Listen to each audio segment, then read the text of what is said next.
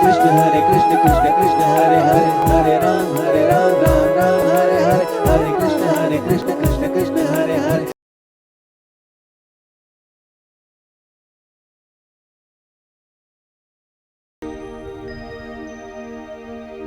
कल कहाँ छोड़ा था प्रसंग, याद है आप लोगों को? मुझे तो याद नहीं, आप लोग बता दो तो मैं उसके आगे का सुना दूंगी।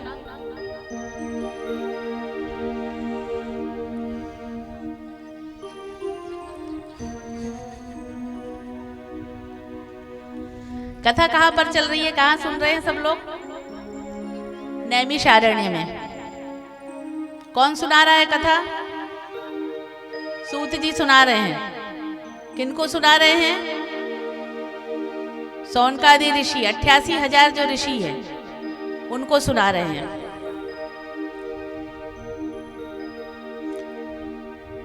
नैमिषारण्य में ही क्यों ये ज्ञान यज्ञ चल रहा है, ये ज्ञान सत्र जो चल रहा है ये नैमिषारण्य में ही क्यों चल रहा है?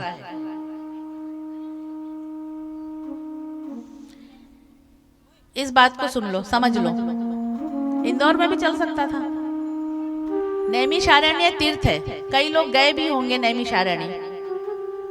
गए हैं? कौन कौन गया है? हाँ, नैमिषारण्य तीर्थ है जहां पर सूत जी ने सौनकादि ऋषियों को श्रीमद् भागवत कथा का श्रवण कराया था। साथ ही सब बहनें ये भी सुन लो, आप लोग कथा पढ़ती है ना, जैसे कोई सी भी कथा आती है, चतुर्थी के व्रत की कथा है या सत्यनारायण की कथा है, गुरुवार की व्रत की कथाएं हैं, एकादशी की कथाएं हैं, और भी कई व्रत जो माताएं करती हैं, तो उसमें क्या लिखा होता है? सूत वाचो, सूत वाचो लिखा रहता है, लिखा रहता है। तो इतने समय से खाली पढ़ते आ रहे हो, लेकिन किसी ने ये दिमाग लगाया कि ये क्यों लिखा रहता है? ये सारी कथाएं, जो भी कथाएं आप पढ़ते हो, ये सारी कथाएं, चाहे वो सत्यनारायण की कथा हो या आपके कोई व्रत की कथा हो, बहुत सारे व्रत आते हैं जो माताएं करती हैं, तिल चतुर्थी वगैरह भी बहुत सारे व्रत करती हैं ना। तो ये सारी कथाएं सूत जी ने सौनकादि ऋषियों को उसी वक्त बताया था। ये सारा जो ज्ञान सत्र चला था कई वर्षों तक चला था। ऐसा नहीं कि 7 दिन चल के समापन हो गया था, ऐसा नहीं था, कई वर्षों तक चला था।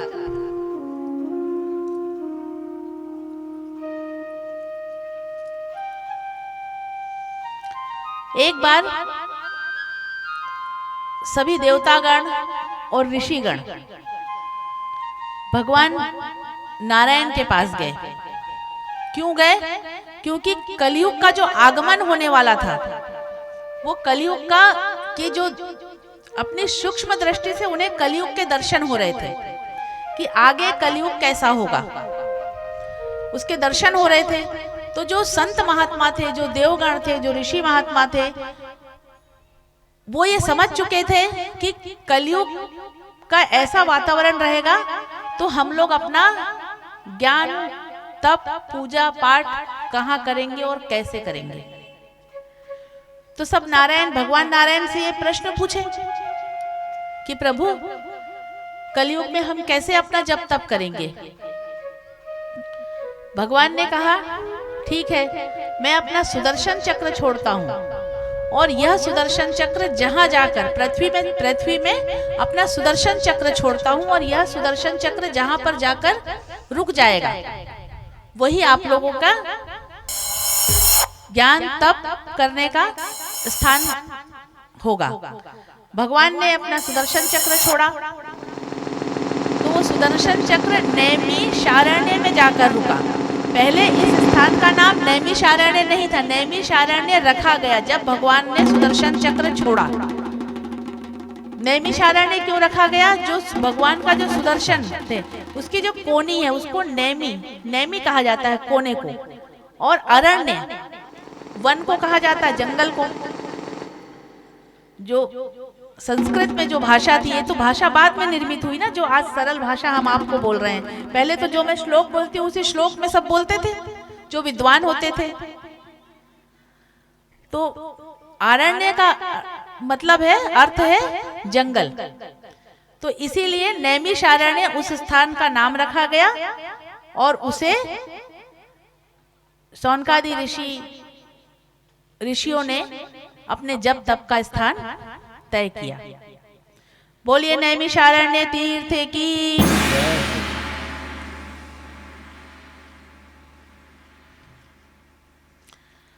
कल आप लोगों को मैंने सुखदेव मुनि का जन्म के विषय में बताया था, और जन्म होते साथ सुखदेव मुनि अपने वन में तप करने के लिए चले गए, अपनी नाल को अपने कंधे में टंगाकर। कल ये वाला प्रसंग था, और आपसे ये कहा था सुखदेव मुनि क्यों सुखदेव मुनि बने। ये कथा मैं आप लोगों को कल बताऊंगी, ये बोला था मैंने। ऐसा क्यों कि सुखदेव मुनि जन्म लेते साथ ही अपने माता पिता को छोड़कर उन्होंने वैराग्य धारण कर लिया और संन्यास ले लिया। प्रभु की माया उन्हें रोक नहीं पाई। आगे ये सुनिए।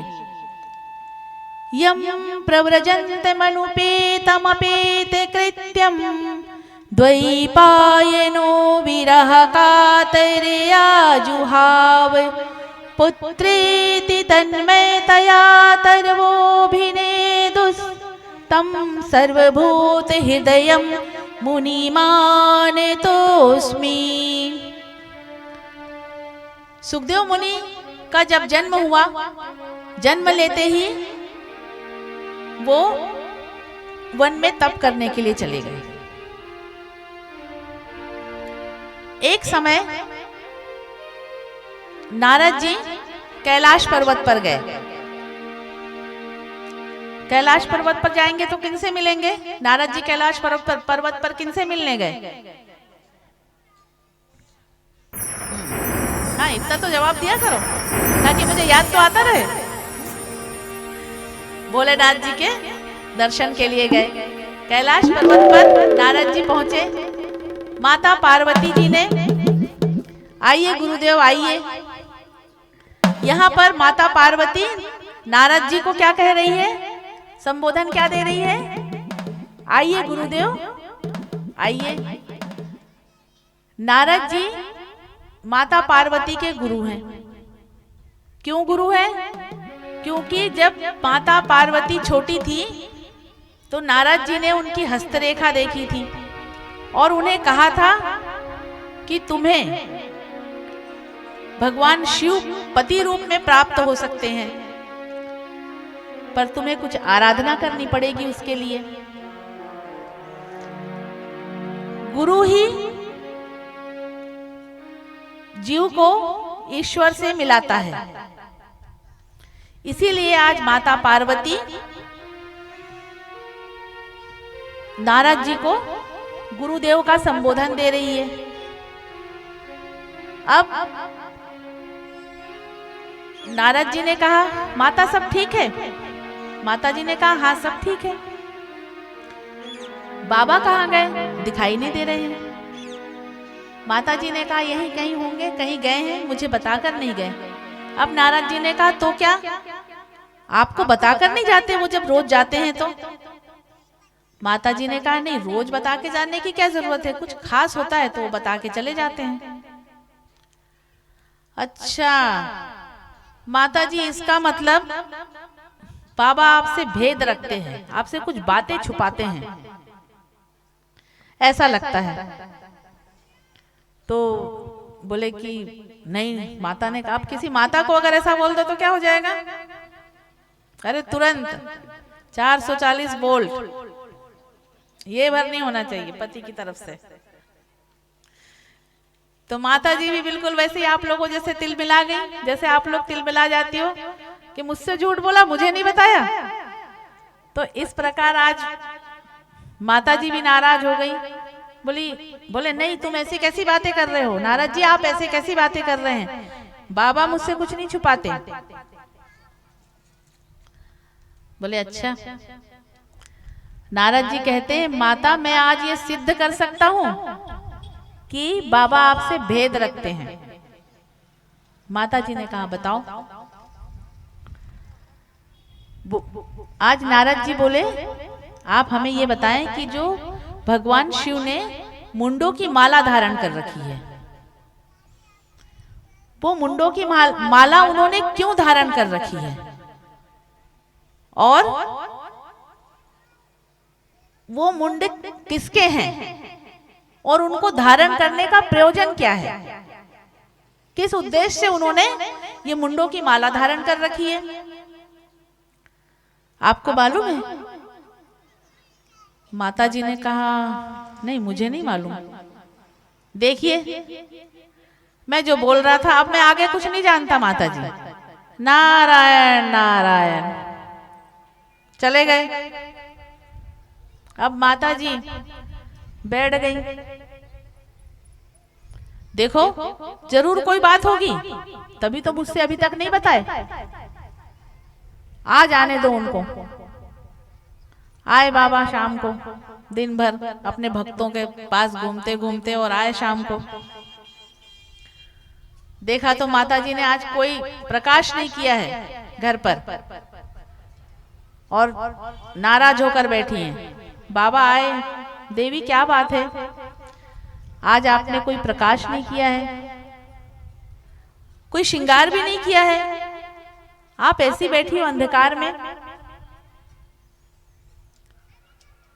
माता पार्वती कहती है क्यों, तुम मुझसे भेद रखते हो, तुम मुझसे अंतर रखते हो, तुम मुझसे बातें छुपाते हो अपनी। देवी क्या हुआ बताओ तो सही, क्या छुपाया मैंने?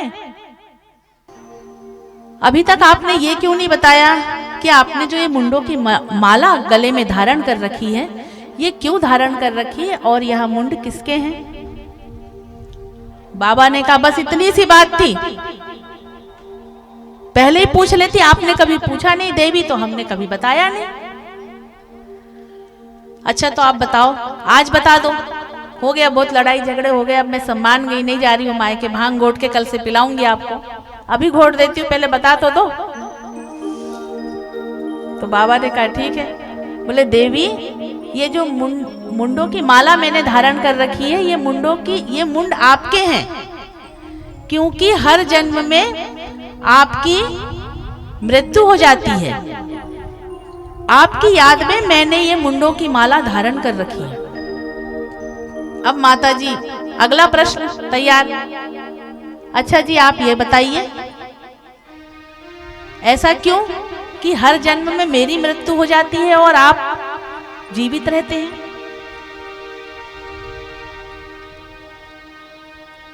भगवान कहते हैं देवी ऐसा इसीलिए है क्योंकि मैंने अमर कथा सुन रखी है। तो अच्छा अमर कथा सुन रखी है, तो अब आप मुझे भी अमर कथा सुनाइए। देवी यहाँ नहीं सुनाऊंगा, उसके लिए एकांत में जाना पड़ेगा। चलो गए उत्तराखंड, एक चबूतरा के किनारे बैठ गए। चबूतरा के किनारे बैठे और भोले बाबा ने जोर से अपने डमरू बजाया, बहुत तीव्र ध्वनि के साथ डमरू बजाए। तो जैसे ही डमरू बजा,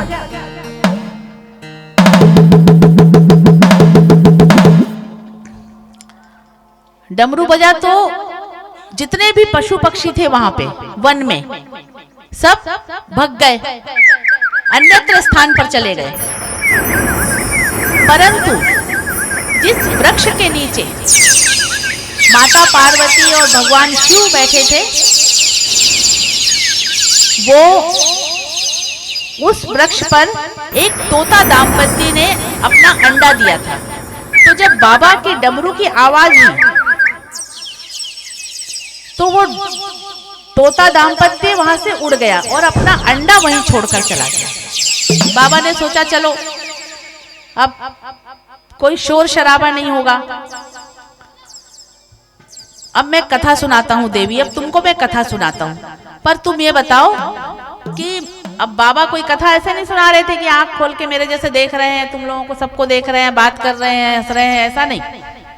आंख बंद करके पहले कथाएं ऐसी होती थी और जैसी होती थी, जैसी होती थी, जैसी होती थी, जैसी होती थी, जैसी होती थी, जैसी होती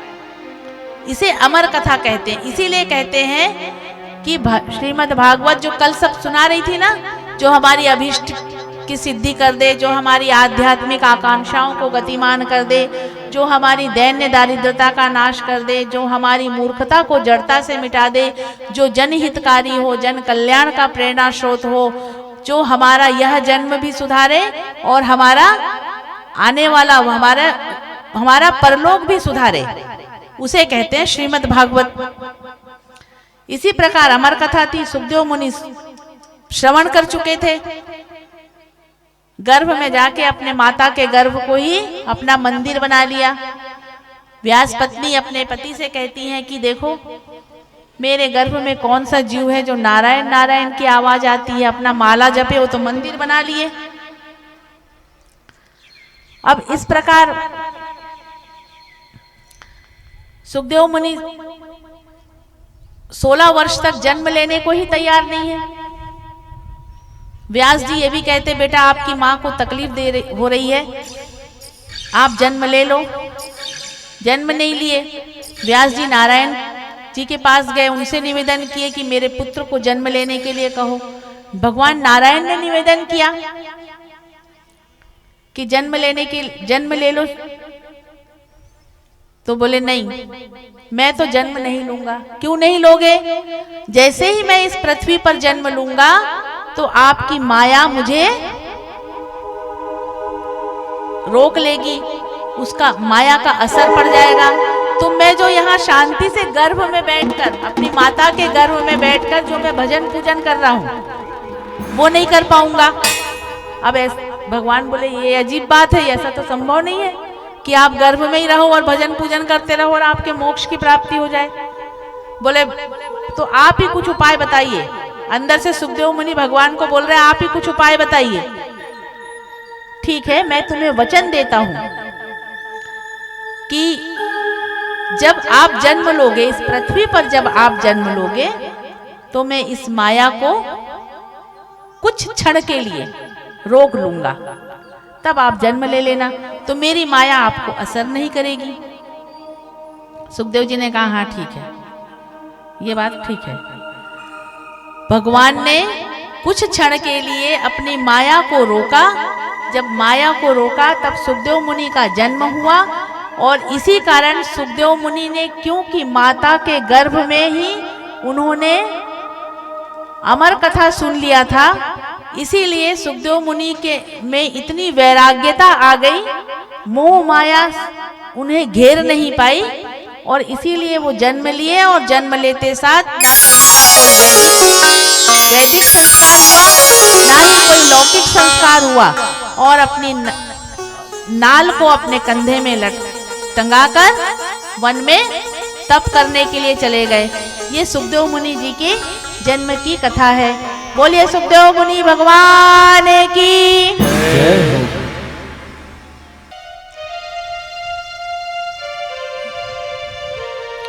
निगम कल्पतरोरे गलितं फलम् सुख मुखादे मृत द्रव्ये संयुतम्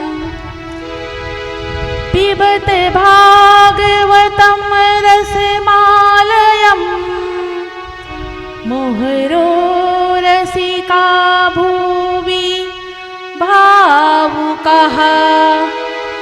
निगम कल्प तरोर गलितम फलम। निगम कल्प तरोर गलितम फलम। निगम किसे कहा गया है? यहां वेद को कहा गया है निगम। निगम वेद रूपी एक निगम है,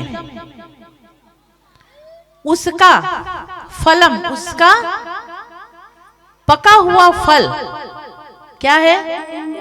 श्रीमद् भागवत, अर्थात संपूर्ण वेदों का। 4 वेद, वेद कितने हैं? 4 वेद। व्यास जी ने सबसे पहले एक वेद की रचना की। समझो इस बात को, एक वेद की रचना की, परंतु वेद की भाषा इतनी कठिन थी और कलियुगी जीवों के पास समय नहीं था, तो एक वेद की रचना की, फिर उसको 4 वेदों में विभाजित किया और छोटा किया, फिर कई उपनिषद लिखे, पुराण लिखे, महापुराण लिखे।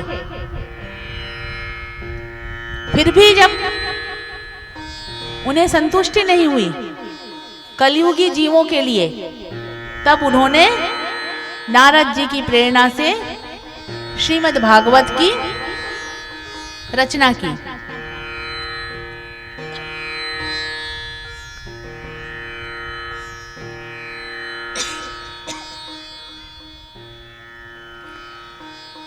अब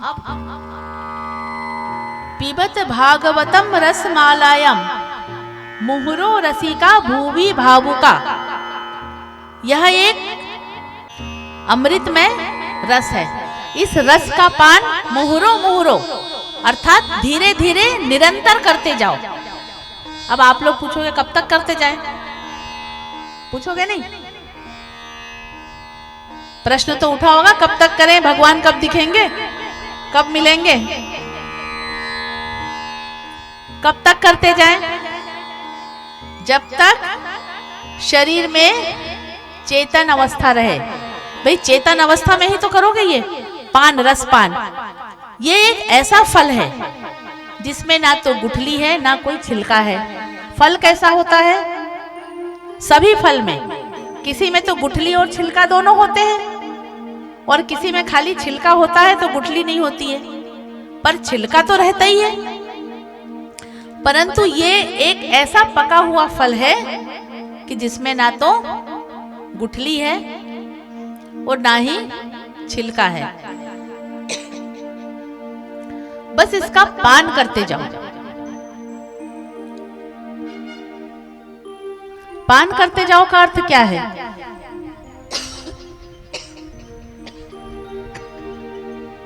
क्या ग्लास में लेके पीते जाना है? जूस है? कहां से पान करना है? कानों से।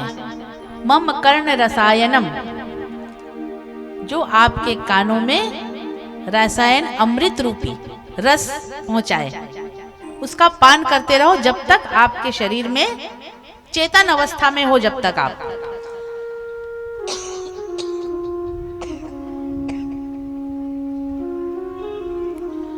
अगर कोई ये कहता है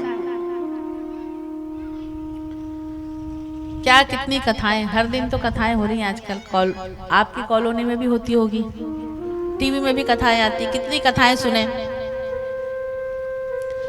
इसका तात्पर्य जो ऐसा बोले आपसे, कई ये भी बोलते होंगे क्या बार बार कथा सुनने चली जाती हो, रोज तो कथा हो रही है, टीवी में इतनी हो रही, तुमको क्या जरूरत है वहां धूप में कथा सुनने जाने की। जो ये कह दे कि कथा हम बार बार क्यों सुने, समझो उसने ईश्वर को नहीं समझा, उसने कथा के तत्व को नहीं समझा, कथा के सार को नहीं समझा।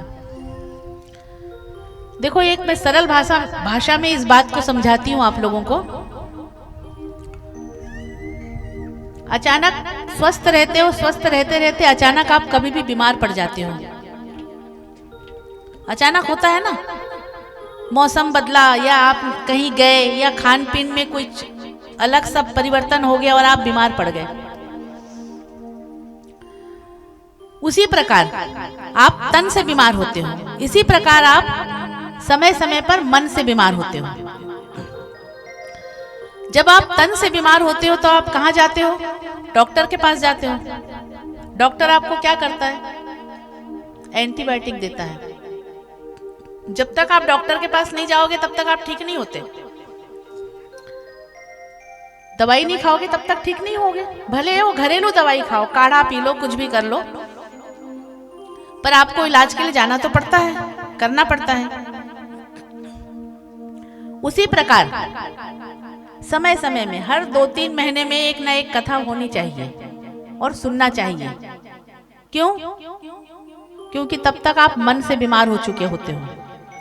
फिर आपके पास कोई ना कोई डॉक्टर आ जाता है, ऐसे ही ओम नमो भगवते वासुदेव, भोला भांग, घोट और ये सब सुनाना प्रारंभ कर देते हैं। वो ये आपका इलाज हो रहा है, ये मन का इलाज हो रहा है।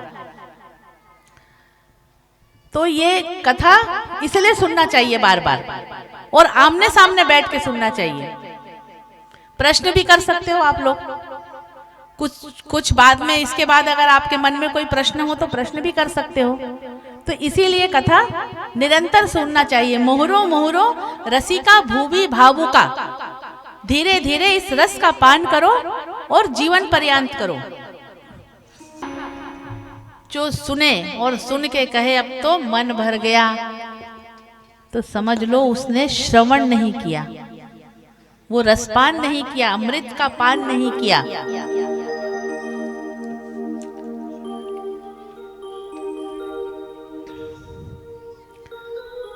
आगे अभी तक सूत जी कथा श्रवण करवा रहे हैं, ये मालूम है ना आप लोगों को।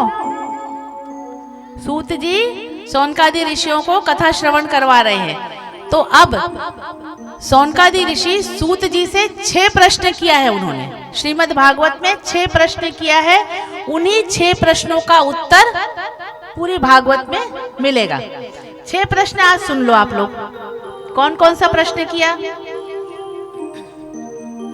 जो प्रश्न आप लोगों के भी हैं, आप लोग भी यही प्रश्न करते हो। हमें कोई ऐसी कथा सुनाइए जो कलियुगी जीवों के लिए परम कल्याण का सहज साधन हो। आप लोगों के भी यही प्रश्न है। कोई ऐसी साधना बताइए जो कलियुगी जीव के परम कल्याण का सहज साधन हो। शास्त्र तो बहुत है, पर कोई हमें ऐसा शास्त्र बताइए जिससे हम अपने लक्ष्य को प्राप्त कर सके, अपने लक्ष्य तक पहुंच सके। लक्ष्य क्या है? क्या लक्ष्य है? कृष्ण प्राप्त करना, कृष्ण को प्राप्त करना, कृष्ण को पाना, कृष्ण के दर्शन करना, कृष्णमय हो जाना, ये लक्ष्य है।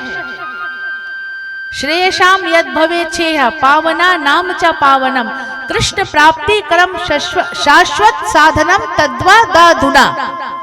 कृष्ण को प्राप्त करने का सरल से सरल साधन बताइए। ये सौनकादि ऋषि सूत जी से प्रश्न कर रहे हैं। तीसरा प्रश्न करते हैं, भगवान के कितने अवतार हुए? चौथा प्रश्न है, प्रायः ऐसे देखा गया है, देखना ये वाला जो मैं प्रश्न पूछूंगी ना, सबकी मुंडी हिल जाएगी। अभी तक किसी की मुंडी नहीं हिल रही थी। मैं प्रश्न के पहले ही बता दी कि आप लोग क्या, मैं जो बोलूंगी उसका आप लोग क्या रिएक्शन दोगे। प्रायः ऐसा देखा गया है कि जो भक्त भगवान की जितनी सेवा पूजा करता है, जितने करीब रहता है, मुंडी हिलना शुरू हो गई, वो उतना ही दुखी रहता है ना।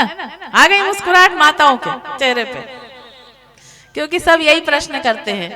हम तो इतना पूजा पाठ करते हैं, इतने भगवान को पूजते हैं, हम इतने आध्यात्मिक हैं, फिर भी हम दुखी हैं। भगवान हमको ही दुख देता है। देखो जो पूजा पाठ नहीं कर रहा वो कितना सुखी है। ये प्रश्न रहते हैं आप लोगों के मन में, पर ये सच नहीं है। ये प्रश्न मत रखो, आज से ये प्रश्न भूल जाओ, सिर्फ अपने प्रभु को याद करो। पांचवा प्रश्न है, एक ही समय में एक ही व्यक्ति का 2 माताओं के गर्भ से कैसे जन्म हो सकता है? छठा प्रश्न है, जब भगवान अपने स्वधाम को गए, भगवान स्वधाम को गए तो धर्म ने किसकी शरण ली? ये शौनक ऋषि सूत जी से प्रश्न कर रहे हैं। अब आगे सूत जी जवाब देंगे। पहले सूत जी ने जवाब दिया, भगवान के 24 अवतार हुए। प्रथम अवतार ब्रह्मा जी के प्रथम मानस पुत्र सनक सनंदन सनातन सनत कुमार। दूसरा वराह अवतार। तीसरा नारद अवतार। चौथा नर नारायण। पांचवें अवतार कपिल देव। छठे अवतार दत्तात्रेय यज्ञ नारायण। आठवें वृषभ देव। 9 राजा पृथु। मत्स्य अवतार 10।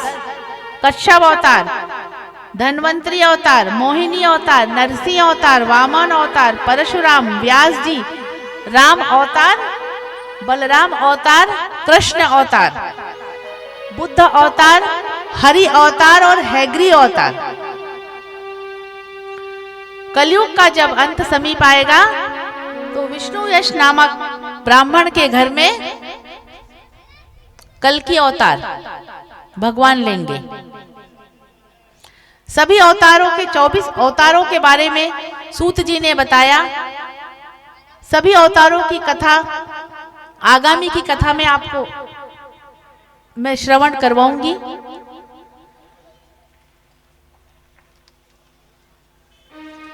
अब कथाक्रम को आगे बढ़ाते हैं। एक समय व्यास जी अपने आश्रम में बैठे हुए थे। व्यास जी का आश्रम है बद्रीनाथ के किनारे माना गांव, जहां से सरस्वती नदी का उद्गम हुआ है। समियाप्रास व्यास जी के आश्रम का नाम है समियाप्रास, जहां बेर के घने जंगल हैं। मां सरस्वती नदी का उद्गम माना गांव से हुआ है।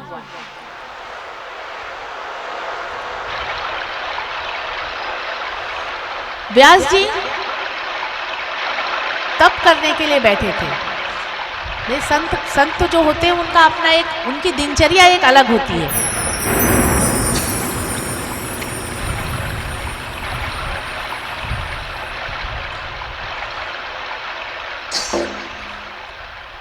सांसारिक लोगों की दिनचर्या और संत की दिनचर्या अलग होती है। संत अपना निश्चित टाइम पे जो भी अपना उनका नित्य दिनचर्या को करके और जप तप में पूरा समय व्यतीत करते हैं। इसी प्रकार आज व्यास जी भी जप तप करने के लिए बैठे थे, ध्यान कर रहे थे। तब उन्हें सूक्ष्म रूप से कलयुग के दर्शन हुए। कलयुग के दर्शन हुए तो उन्होंने देखा, वो जैसे आप लोग करते हो वही सब देखा उन्होंने।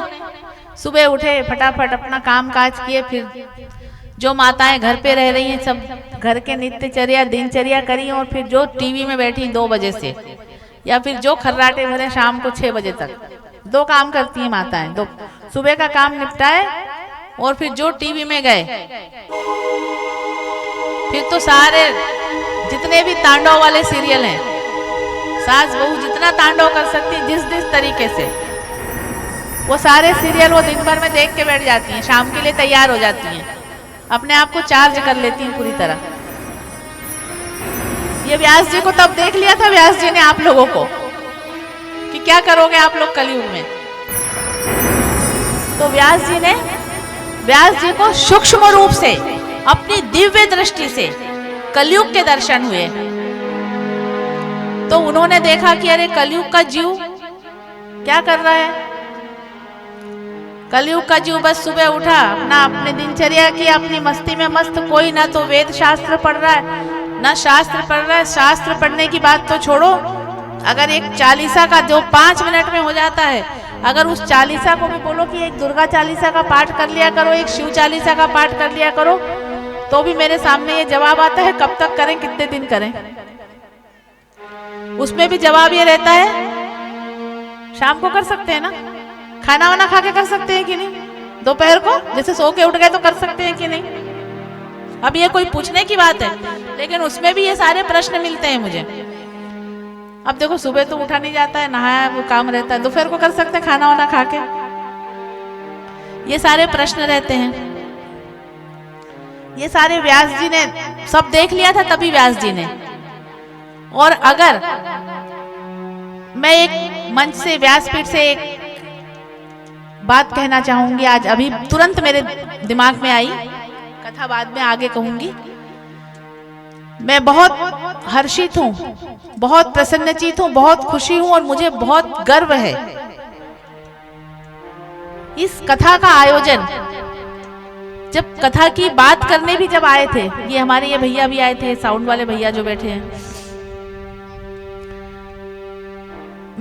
मुझे कल ही बोलना था ये बात, पर मैं कल बोलना भूल गई। अभी ये प्रसंग से मुझे याद आ गई ये सब। तो मुझे इतनी खुशी हुई उस वक्त। क्यों खुशी हुई? क्योंकि सारी युवा पीढ़ी मेरे पास आई थी बात करने के लिए। इन युवाओं के लिए तालियां बजाओ आप लोग माताएं। वृद्धावस्था में तो कोई काम नहीं है तो कथा सुनना ही पड़ेगा। अब ना तो आप कहीं घूमने जा सकते हो, ना कहीं पार्टी मना सकते हो, तो कथा तो सुनने अब कोई रास्ता ही नहीं है आप लोगों के पास। तो ये बड़ी बात नहीं है कि वृद्धावस्था में आप भजन कर रहे हो। बड़ी बात क्या है, जब इन जैसे युवा आगे आते हैं और कथा का आयोजन कर रहे हैं। संजय भैया के लिए एक बार आप लोग तालियां बजाएं। वो भैया पीछे खड़े हैं, मैं उनका नाम नहीं जानती हूँ, पर उनके लिए तालियां बजाएं। ये लोग इतना आए बार बार मेरे पास कि हमें तो कथा करवानी है, हमें तो कथा करवानी है। साथ ही मेरा सभी भक्तों से, सभी मातृशक्ति से ये निवेदन है कि इन भैया का सहयोग दें आप लोग जितना हो सके। जो शारीरिक तौर पे सहयोग दे सकता है वो शारीरिक तौर पे सहयोग दें, शरीर की सेवा करें। जो आर्थिक तौर पे इनकी मदद कर सकते हैं, इन्हें किसी प्रकार के आर्थिक ऐसा ना हो कि इनको ये बाद में ये सोचे कि हमने कथा करवाया और हमारा इतना सारा धन लग गया। ये मेरा आप लोगों से निवेदन है, सभी माताओं से, थोड़ा थोड़ा जो भी हो वो सहयोग करें ताकि ये आयोजन, आपका ही आयोजन है, ये आयोजन बहुत सफलता पूर्वक हो। और ये बहुत खुशी की बात है, आप लोग ऐसे मोहल्ले में रहते हैं, ऐसी कॉलोनी में रहते हैं जहां आपकी कॉलोनी में ऐसे पुण्यात्मा बच्चे हैं जो आज आप लोगों के लिए कथा का आयोजन कर रहे हैं। नहीं तो व्यास जी तो दर्शन करके उन्होंने ये देखा कि कलयुग में तो अगर किसी से बोलेंगे भजन पूजन करो तो बोलेंगे अरे अभी से क्या, देखा जाएगा बुढ़ापे में। सब यही बोलते हैं, यही सुनने में आया। पर क्या प्रहलाद जी ने वृद्धावस्था में, क्या प्रहलाद जी ने वृद्धावस्था में आराधना की थी प्रभु की? कितने वर्ष में? 5 वर्ष में। और ध्रुव जी ने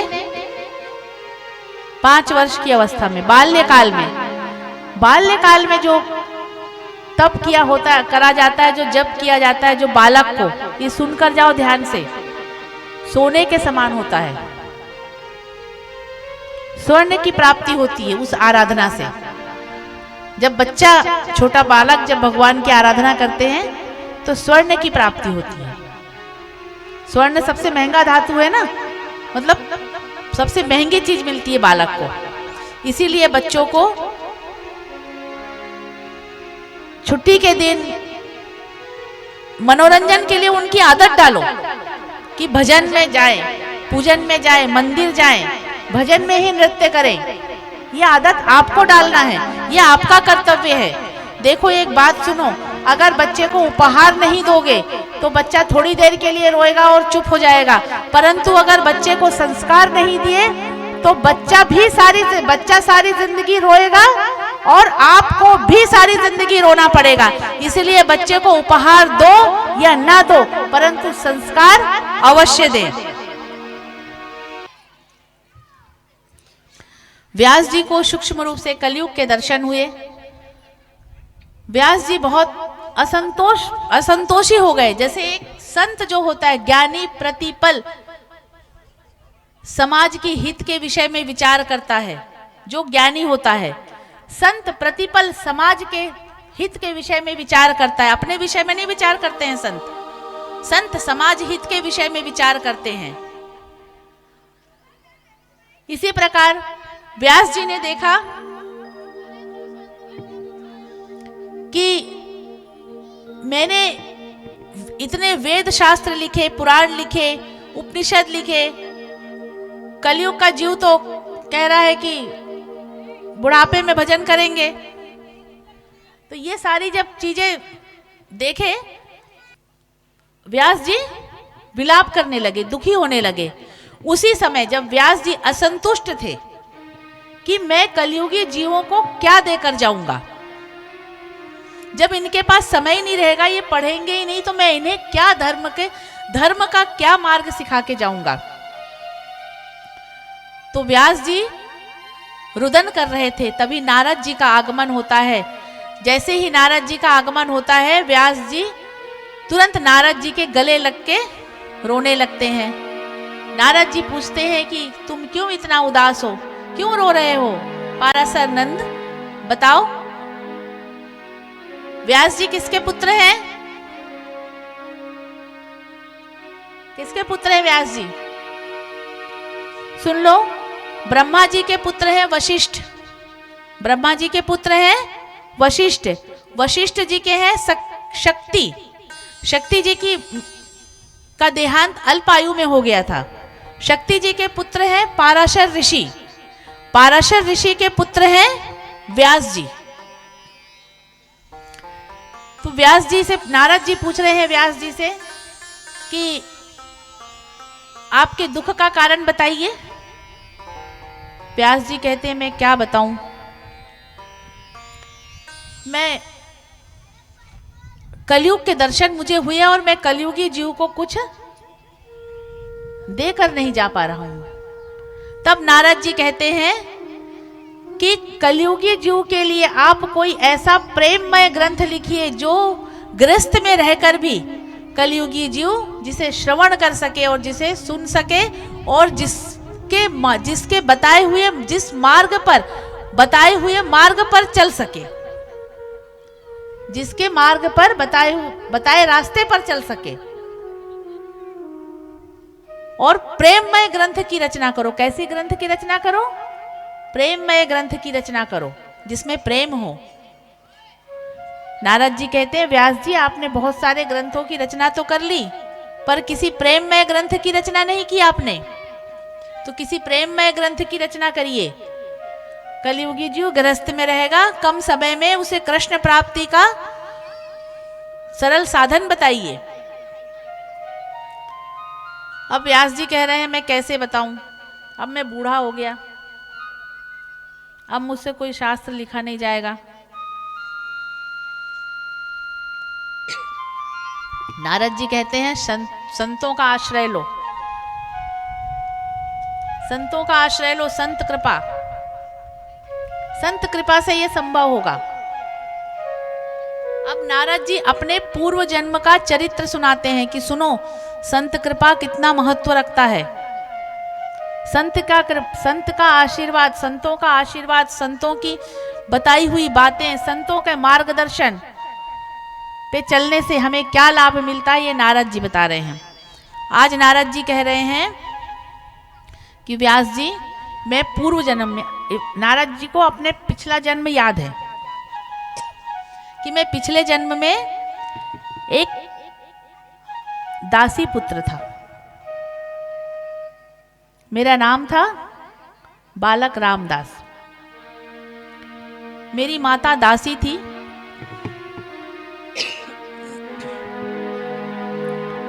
और मेरे पिता को मैंने कभी नहीं देखा। मेरे पिता जब मैं छोटा था, बहुत छोटा था, याद नहीं है मुझे, तभी मेरे पिता का देहांत हो गया। मेरी माता संतों के आश्रम में आई और संतों से कही कि मेरा छोटा बालक है, मैं एक विधवा नारी हूं, अगर आपके आश्रम में मैं कार्य करूं, उसके बदले हम दोनों माँ बेटे का भरण पोषण हो जाए, बस मैं इतना ही चाहती हूं। अगर आप लोग मुझ पर कृपा करें तो मेरा जीवन सुखपूर्वक व्यतीत हो जाएगा। संत सरल थे। संत ने बालक रामदास जी की माता को कहा जाओ हमारी ऋषि पत्नियों के पास जाओ और आनंद करो, जो काम बताएं वो काम करो और अपने जीवन यापन करो।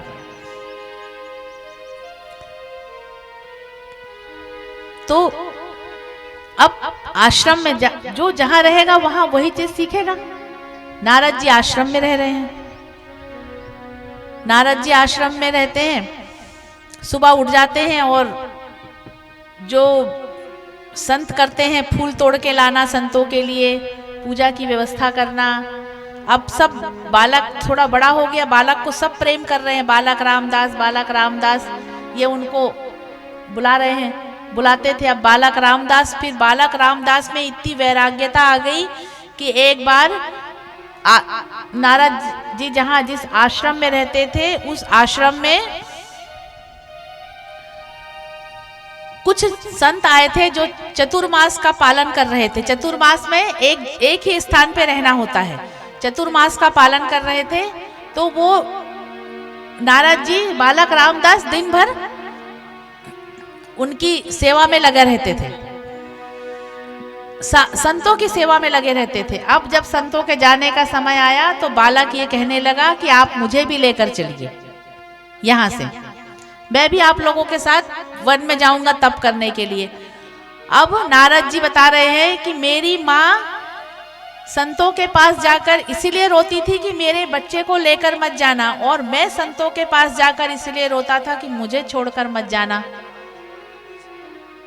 तो उन्होंने एक दिन, संत बैठे, बोले ये तो बड़ा गड़बड़ हो गया, ये बच्चा तो अपनी माँ को छोड़ के जाने की बात करने लगा, ये हमने क्या सिखा दिया इसको, इतनी वैराग्यता आ गई।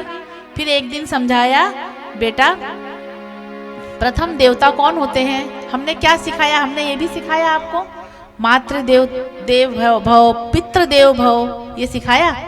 नारद जी ने कहा जी, तो जब तक आपकी माता है, आपकी माता का आप ही सहारा हो, तो जब तक आपकी माता है तब तक आप यही माता के पास रहें, माता की सेवा करें और अपनी आराधना करें। जब माता आपकी नहीं रहे तब आप वन में जाने के लिए संन्यास आश्रम को ग्रहण करें।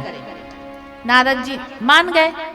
अब नारद जी जब तब तो करते थे, लेकिन बार बार ये सोचते थे ये मेरी माँ जब तक रहेगी तब तक मैं संन्यास नहीं बन सकता, बार बार यही विचार करते। ऐसे विचार तो कर रहे थे, विचार करते करते एक दिन उनकी माता गई गाय धोने के लिए। वहां उस गाय के घास में एक सर्प बैठा हुआ था, वो सर्प ने उनकी माता को डस दिया और उनकी माता का देहांत हो गया। जैसे ही माता का देहांत हुआ तो नारद जी कह रहे हैं कि मैं बहुत जोर से मैंने रुदन किया और मेरी एक आंख से गर्म आंसू और एक आंख से ठंडी आंसू निकले। क्यों? गर्म आंसू दुख के कारण निकले कि अब मेरी माता नहीं रही, और ठंडे आंसू इसीलिए निकले कि अब मैं आराम से हरि भजन करूंगा।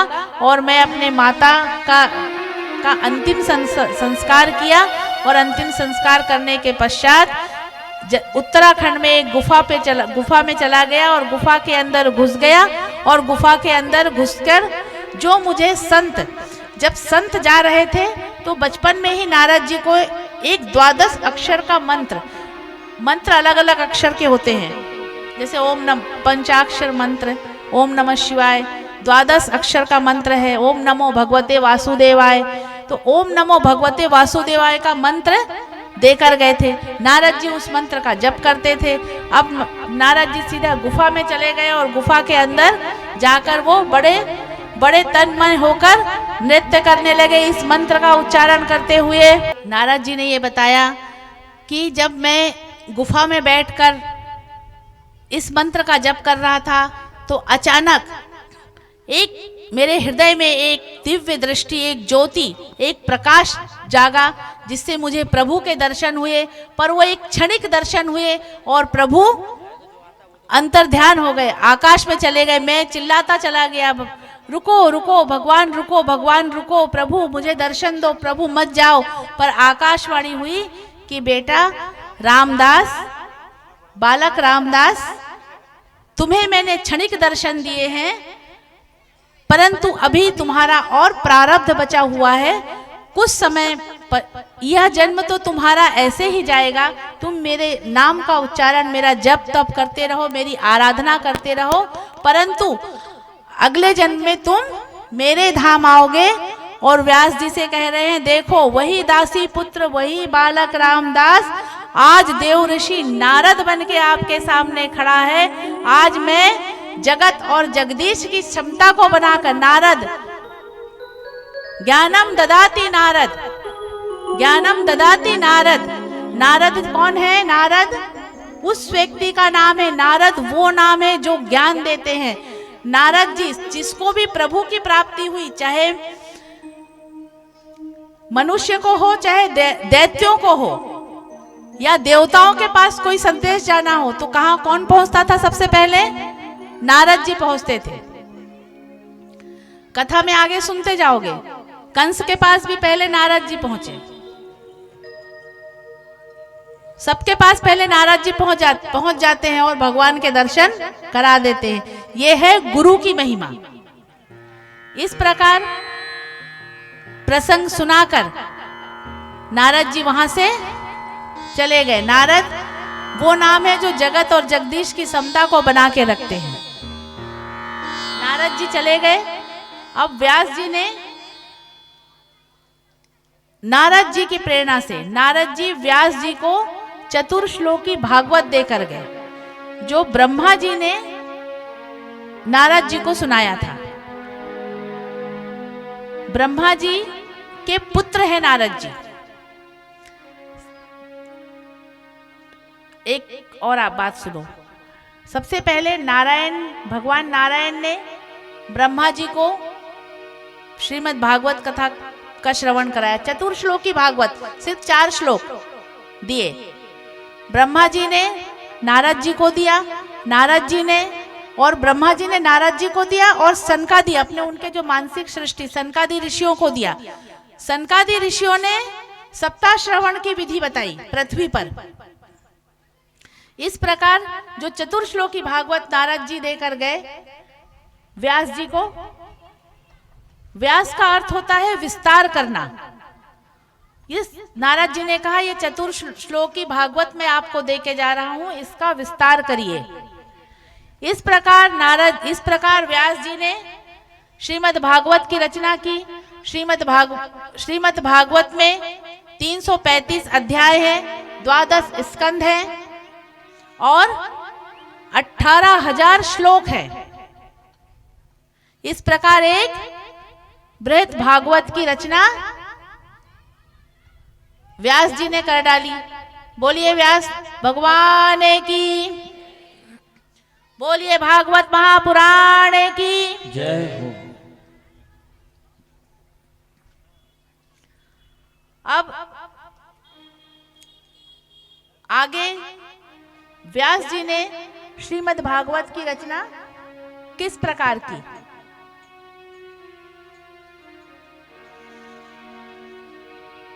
जब नारद जी चले गए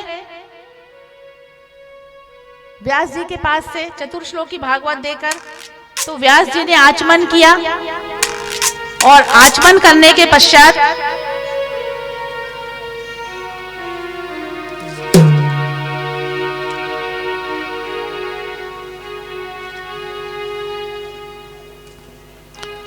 अपने भक्ति योग द्वारा एकाग्रचित किया, अपने मन को सम्माहित किया और सम्माहित करने के पश्चात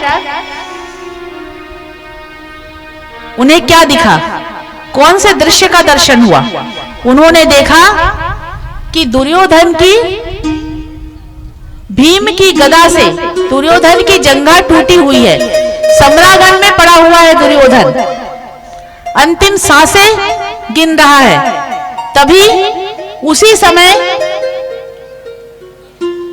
दुर्योधन का मित्र अश्वत्थामा का आगमन होता है और अश्वत्थामा कहता है, मित्र ये आपने कैसी दशा आपकी हो गई, आपने मुझे बुलाया नहीं, मित्र एक बार मुझे आवाज तो दिया होता। दुर्योधन कहते हैं, मित्र बड़े दुर्भाग्य की बात है कि हम 100 के 100 भाई काल के गाल में चले गए, परंतु पांडवों का बाल भी न बांका कर सके, कुछ नहीं बिगाड़ सके और हम युद्ध हार गए। जबकि हमारे तरफ से जो योद्धा थे, एक से एक धुरंधर थे, एक से एक विद्वान थे, एक से एक वीर थे, एक से एक ताकतवर थे, एक से एक बुद्धिमान थे, फिर भी हम युद्ध हार गए। और पांडवों के साथ कौन थे? बस कन्हैया थे। वो भी बोल दिए थे मैं शस्त्र नहीं उठाऊंगा, मैं तो आराम से बस, मैं ज्यादा टेंशन नहीं लूंगा। अर्जुन तुम युद्ध करना, मैं तो खाली तुम्हारी गाड़ी हाँक दूंगा।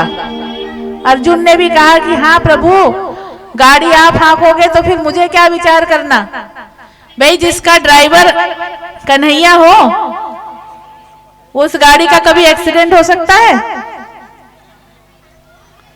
ये तो जब हम चयन करते हैं हमारा ड्राइवर कौन होगा, हम बहुत होशियार बन जाते हैं।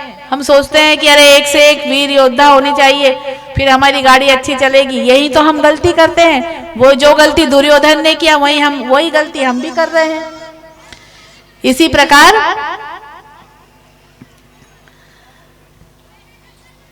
दुर्योधन बता रहे हैं अश्वत्थामा को कि मित्र, कितनी दुर्भाग्य की बात है, अब तो हमारे कुल खानदान में जलांजलि देने वाला भी कोई नहीं बचा। अश्वत्थामा बोलता है, मित्र रुको, मैं अभी पांडवों का शीश काट कर लाता हूं। अब युद्ध समाप्त हो गया, सब हो गया है ना, अब शीश काटना अभी बचा ही है। मैं अभी पांडवों का शीश काट कर लाता हूं। अब अश्वत्थामा गए पांडवों के शिविर में। जैसे अश्वत्थामा गए पांडवों के शिविर में, भगवान कृष्ण ने देख लिया, भगवान भी गए तुरंत। भगवान को तो सब मालूम है, भगवान तुरंत पांडवों के पास गए। अश्वत्थामा भगवान को देखा और भगवान को देखकर छुप गया। भगवान कृष्ण पांडवों के पास गए और पांडवों से कहे, बोले कि चलो उठो, टहल कर आते हैं। परमात्मा हमेशा जीव को आभास करवाता है, पर जीव समझ नहीं पाता है। जीव अपने आप को बुद्धिमान समझ के अपने बुद्धि का उपयोग करता रहता है। आज पांडव जीव हैं और भगवान ब्रह्म है। आज ब्रह्म स्वयं जीव को जगाने के लिए जा रहे हैं। पांडव से कहे चलो हम टहल कर आते हैं, कुछ अच्छा सा नहीं लग रहा है। आज कन्हैया बोल रहे हैं। अर्जुन ने कहा, माधव तुम इतनी रात को, हाँ कुछ अच्छा सा नहीं लग रहा है, चलो सब टहल कर आते हैं। बच्चे कहाँ हैं? पूछा बच्चे कहाँ हैं? तो बोले बच्चे अपने कक्ष में सो रहे हैं। बच्चों को भी आज ब्रह्म जीव को, बच्चों को भी उठाने के लिए गया, बच्चों को भी जगाने के लिए गया। बच्चे बोले इतनी रात को हम टहलने नहीं जाएंगे। आज जीव ब्रह्म का वह आभास, ब्रह्म का के उस आदेश को मना कर दिया। आज ब्रह्म स्वयं जीव को उठाने के लिए गया था, जीव को जगाने के लिए गया था। अब जब भगवान पांडवों को लेकर टहलने के लिए चले गए तो अश्वत्थामा जिस कक्ष में बच्चे सो रहे थे उस कक्ष में प्रवेश किया और अश्वत्थामा ने यह विचार किया, यह सोचा कि शायद पांडव सो रहे हैं और सभी बच्चों के सिर धड़ से अलग कर दिए और एक दुपट्टे में बांधकर दुर्योधन के पास लेकर चला गया। दुर्योधन ने जैसे ही बोला, देखो मित्र मैं पांडवों के शीश लाया हूं। दुर्योधन ने जैसे ही शीश पकड़े बोले, अरे आतताई, तूने यहाँ क्या घोर पाप कर दिया। तू तो आतताई। आतताई कौन होता कहलाता है? जो निहत्थे निर्दोष पे वार करे, जो अबला स्त्री पर वार करे, जो पागल पर वार करे, उसे आतताई कहते हैं। आतताई का अर्थ है अत्याचारी। बोले हम लोगों ने इतना बड़ा महाभारत का युद्ध किया, यह युद्ध तो हमारे आपसी स्वार्थ का था। तूने तो हमसे भी बड़ा पाप कर लिया तूने, तो आतताई तूने ये क्या कर दिया। अब अश्वत्थामा जैसे ही देखा कि पांडवों के शीश नहीं है, ये तो बच्चों के शीश है, तो अश्वत्थामा वहां से भागा। और जैसे ही अश्वत्थामा वहां से भागा, सुबह हुई, द्रौपदी आई कि देखा द्रौपदी ने विचार किया कि बच्चे अभी तक नहीं उठे, बहुत देर हो चुकी है। द्रौपदी आज जैसे ही बच्चों के कक्ष पर गई तो देखा कि वहां की पूरी भूमि रक्त रंजित है और बच्चों के सिर्फ धड़ ही धड़ है, शीश है ही नहीं। द्रौपदी जिस प्रकार से एक हरा वृक्ष, बिल्कुल खड़ा हुआ हरा वृक्ष जिस प्रकार से धड़ाम से गिर जाता है, द्रौपदी की उसी तरह करुण कुंदन की आवाज आई और चीखती हुई द्रौपदी जमीन पर गिर पड़ी धड़ाम से और चिल्लाती हुई कान्हा। जैसे ही द्रौपदी की करुण कुंदन की आवाज सुनाई दी बाहर, तो माधव और पांचों पांडव दौड़ते हुए आए, अंदर आए, दौड़ते हुए आए और तुरंत द्रौपदी भगवान के, कन्हैया के चरण में गिर गई और कहने लगी, मधुसूदन बताओ, मधुसूदन देखो, मधुसूदन तुम बताओ ये किसका कृत्य है, बताओ ये घोर अपराध किसने किया है, बताओ। आज भगवान द्रौपदी को अपने बाहों में लेते हैं और उठाते हैं और उठाकर कहते हैं, कल्याणी, ये अश्वत्थामा का कृत है, यह कुकृत्य अश्वत्थामा ने किया है।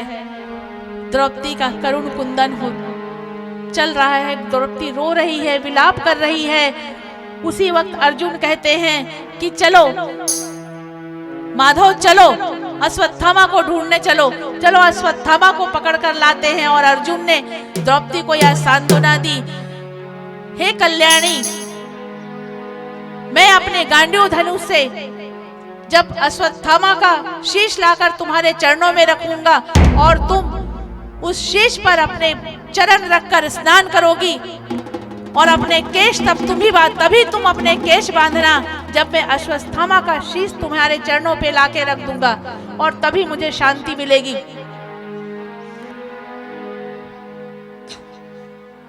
अर्जुन और भगवान कृष्ण रथ निकाले और अर्जुन अश्वत्थामा को ढूंढने के लिए चले गए। अश्वत्थामा ने देखा कि जब अर्जुन आ रहे हैं पीछे से पकड़ने के लिए, अब मैं पकड़ा जाऊंगा, तो अश्वत्थामा ने ब्रह्मास्त्र का प्रयोग किया और ब्रह्मास्त्र छोड़ दिया। फिर भी अर्जुन भगवान से कह रहे हैं, कृष्ण कृष्ण महाबाहो भक्तानाम भयंकरा त्वमेको दहमानानाम पवगो असि संसृते। कृष्ण कृष्ण महाबाहो, कृष्ण कृष्ण मुझे बचाओ, हे कृष्ण मुझे बचाओ, ये ब्रह्मास्त्र मेरी ओर चला आ रहा है, यह ब्रह्मास्त्र मुझे जलाकर भस्म कर देगा। भगवान ने क्या कहा तब?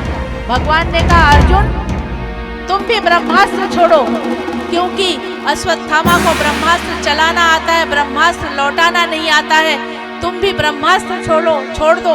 अब अर्जुन ने भी यहाँ से ब्रह्मास्त्र छोड़ा। जैसे ही ब्रह्मास्त्र छोड़ा, संपूर्ण पृथ्वी पर बड़ी बड़ी उल्काएं जलने लगी, संपूर्ण पृथ्वी जलने लगा, प्रकृति में विषमताएं आ गई। फिर भगवान ने कहा अर्जुन से कि अर्जुन दोनों ब्रह्मास्त्र वापस लौटा लो। अर्जुन ने दोनों ब्रह्मास्त्र वापस लौटाया और दौड़कर अश्वत्थामा को पकड़ लिया और पशु की भांति अश्वत्थामा को पकड़कर द्रौपदी के सामने लाकर पटक दिया। अश्वत्थामा का आज नेत्र, आज उसकी नजरें, उसकी दृष्टि आज नीचे थी, क्योंकि उसने कुकृत्य किया था। फिर भी द्रौपदी कहती है कि अर्जुन रुको, रुको स्वामी रुको, मुच्यताम मुच्यताम, इसे मत मारो। अर्जुन आश्चर्यचकित, आश्चर्य की दृष्टि से देख रहे हैं और पूछते हैं, रुको स्वामी, इसे मत मारो। क्यों? क्योंकि ये गुरु पुत्र है तुम्हारा। नित्य तुम जिस गुरु की पूजा आराधना करते हो, ये उस गुरु का पुत्र है। गुरु द्रोणाचार्य के रूप में तुम्हारे सामने खड़े हैं। जिस गुरु की कृपा से तुमने वेद पाठ सीखा, धनुष विद्या सीखी, उस गुरु पुत्र को तुम कैसे मार सकते हो? ये थी द्रौपदी का विशाल हृदय। साथ द्रौपदी ये कहती है, मैं एक मां हूं, मेरे पुत्रों का निधन हुआ है। मैं जानती हूं कि पुत्र के निधन के बाद एक मां किस प्रकार विलाप करती है। मैं ये नहीं चाहती कि जिस प्रकार विलाप आज मैं कर रही हूं, इस प्रकार विलाप इसकी मां भी करे। मेरे पास तो मेरे पति हैं, अभी इनके पास तो इनके पति भी नहीं है। इनकी माता अकेली पड़ जाएगी। अभी पति का वियोग सहा, अब पुत्र वियोग सहेगी, कैसे सहेगी? छोड़ दो इसे, छोड़ दो इसे, जाने दो, मत मारो इसे। भगवान आज अर्जुन की धर्म की परीक्षा ले रहे हैं। कहते हैं, अर्जुन तुमने द्रौपदी को वचन दिया है। तो द्रौपदी भगवान कहते हैं अर्जुन से, ब्राह्मण का अगर मुंडन कर दिया जाए तो यह ब्राह्मण का अपमान कहलाता है। अश्वत्थामा के मस्तक पर एक जन्म सिद्ध मणि थी। भगवान ने कहा इसकी मणि निकाल दो और इसका मुंडन कर दो, ये इसका अपमान हो जाएगा। अर्जुन ने वही किया, मुंडन कर दिया और मणि निकाल दिया। परंतु अश्वत्थामा अब अपमान में जला जा रहा है, अपमान में, क्रोध में जला जा रहा है कि मेरा अपमान हो गया। अपने अपमान का बदला लेने के लिए उसने क्या किया? अभी भी अश्वत्थामा रुका नहीं है। अश्वत्थामा ने पांडवों की बहू थी उत्तरा, जिसके गर्भ में पांडवों का वंश पल रहा था, उत्तरा के गर्भ में ब्रह्मास्त्र छोड़ दिया, जिससे उत्तरा का पूरा बदन जलने लगा और गर्भस्थ शिशु की रक्षा करना मुश्किल हो गया। उत्तरा घबराई कि अब तो मेरे गर्भस्थ शिशु की रक्षा कैसे होगा। उत्तरा ने तुरंत फिर भगवान के शरण में गई और कहने लगी, पाहि पाहि महायोगिन देव देव जगतपते नान्यम तद्भयं पश्ये यत्र मृत्युः परस्परम। पाहि पाहि महायोगिन, पाहि पाहि महायोगिन देव देव जगतपते नान्यम तद्भयं पश्ये यत्र मृत्युः परस्परम। हे नाथ, मुझे, मैं बचूं, मेरा पूरा शरीर जला जा रहा है, परंतु हे नाथ, हे परमपिता परमेश्वर, मैं जीवित रहूं या ना रहूं इसकी मुझे कोई परवाह नहीं है, पर हे मधुसूदन, हे नाथ, मेरे गर्भस्थ शिशु की रक्षा करो, हे नाथ, मेरे गर्भस्थ शिशु की रक्षा करो। भगवान तुरंत अपना सुदर्शन चक्र लिए और एक सूक्ष्म रूप धारण किए और उत्तरा के गर्भ में गए और अपने सुदर्शन चक्र से उस गर्भस्थ शिशु ब्रह्मास्त्र का नाश किया और उस गर्भस्थ शिशु की रक्षा की। बोलो बाके बिहारी लाल की जय। ऐसे हैं मेरे प्रभु, ऐसे हैं हमारे कृष्ण कन्हैया, हमारे लाल, जिसकी कथा का आज हम सब श्रवण कर रहे हैं कि भक्तों के लिए क्या क्या करते हैं। भक्त उस चीज को समझे, पर कलयुग का दुर्भाग्य है कि भक्त उस बात को समझ नहीं पाता है। मेरे प्रभु गर्भ में चले गए, क्या क्या नहीं किए भक्त की रक्षा के लिए। बोलो बांके बिहारी लाल की। अब ये सारा दृश्य माता कुंती देख रही थी, माता कुंती देख रही थी, और अब माता कुंती को आभास था कि ये मेरा भतीजा नहीं है। खाली माता कुंती को बुआ बोलते थे, दिन भर बुआ बुआ करा करते थे, तो बोले ये मेरा भतीजा नहीं हो सकता खाली जो बुआ बुआ करता रहता है।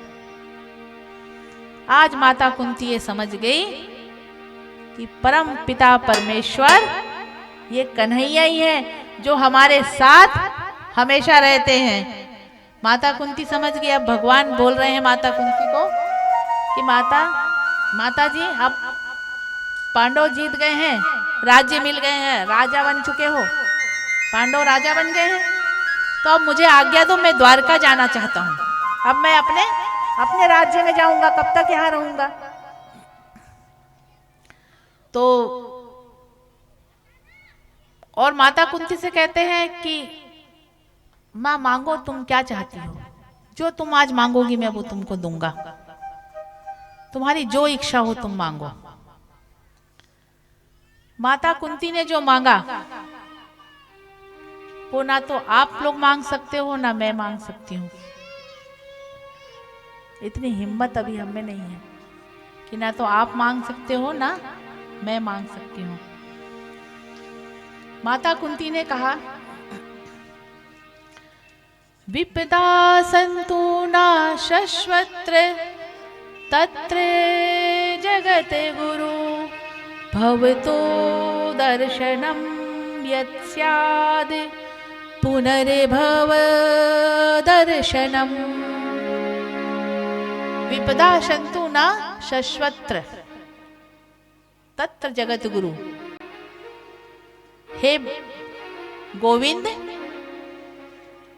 आप तो मुझे वो दो कि मेरे जीवन में हमेशा विपत्ति ही विपत्ति रहे, कोई सुख ना आए मेरे जीवन में।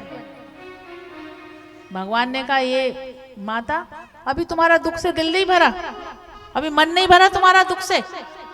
माता कुंती का पूरा जीवन दुख में ही व्यतीत हुआ। तो बोले, अभी तुम्हारा मन नहीं भरा। माता कहती है कि जिस दुख में, हे माधव, जिस दुख में तुम्हारे दर्शन होते रहे, वो दुख कैसा, वो तो सुख है।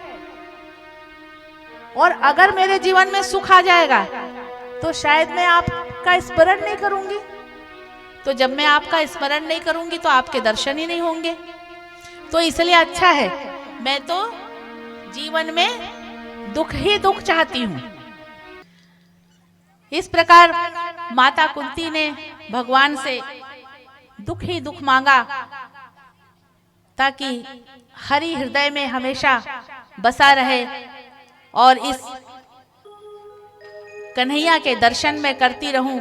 हर क्षण प्रति पल कन्हैया मेरे साथ रहे, ये माता कुंती चाहती थी। अब भगवान माता कुंती से आज्ञा लेकर, अर्जुन को साथ लेकर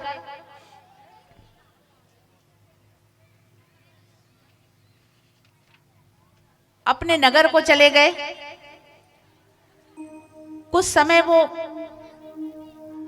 वहां रहे और जाने से पूर्व पांडवों को ये कहा और द्रौपदी को भी ये कहा कि चलो पितामह से मिलके आते हैं।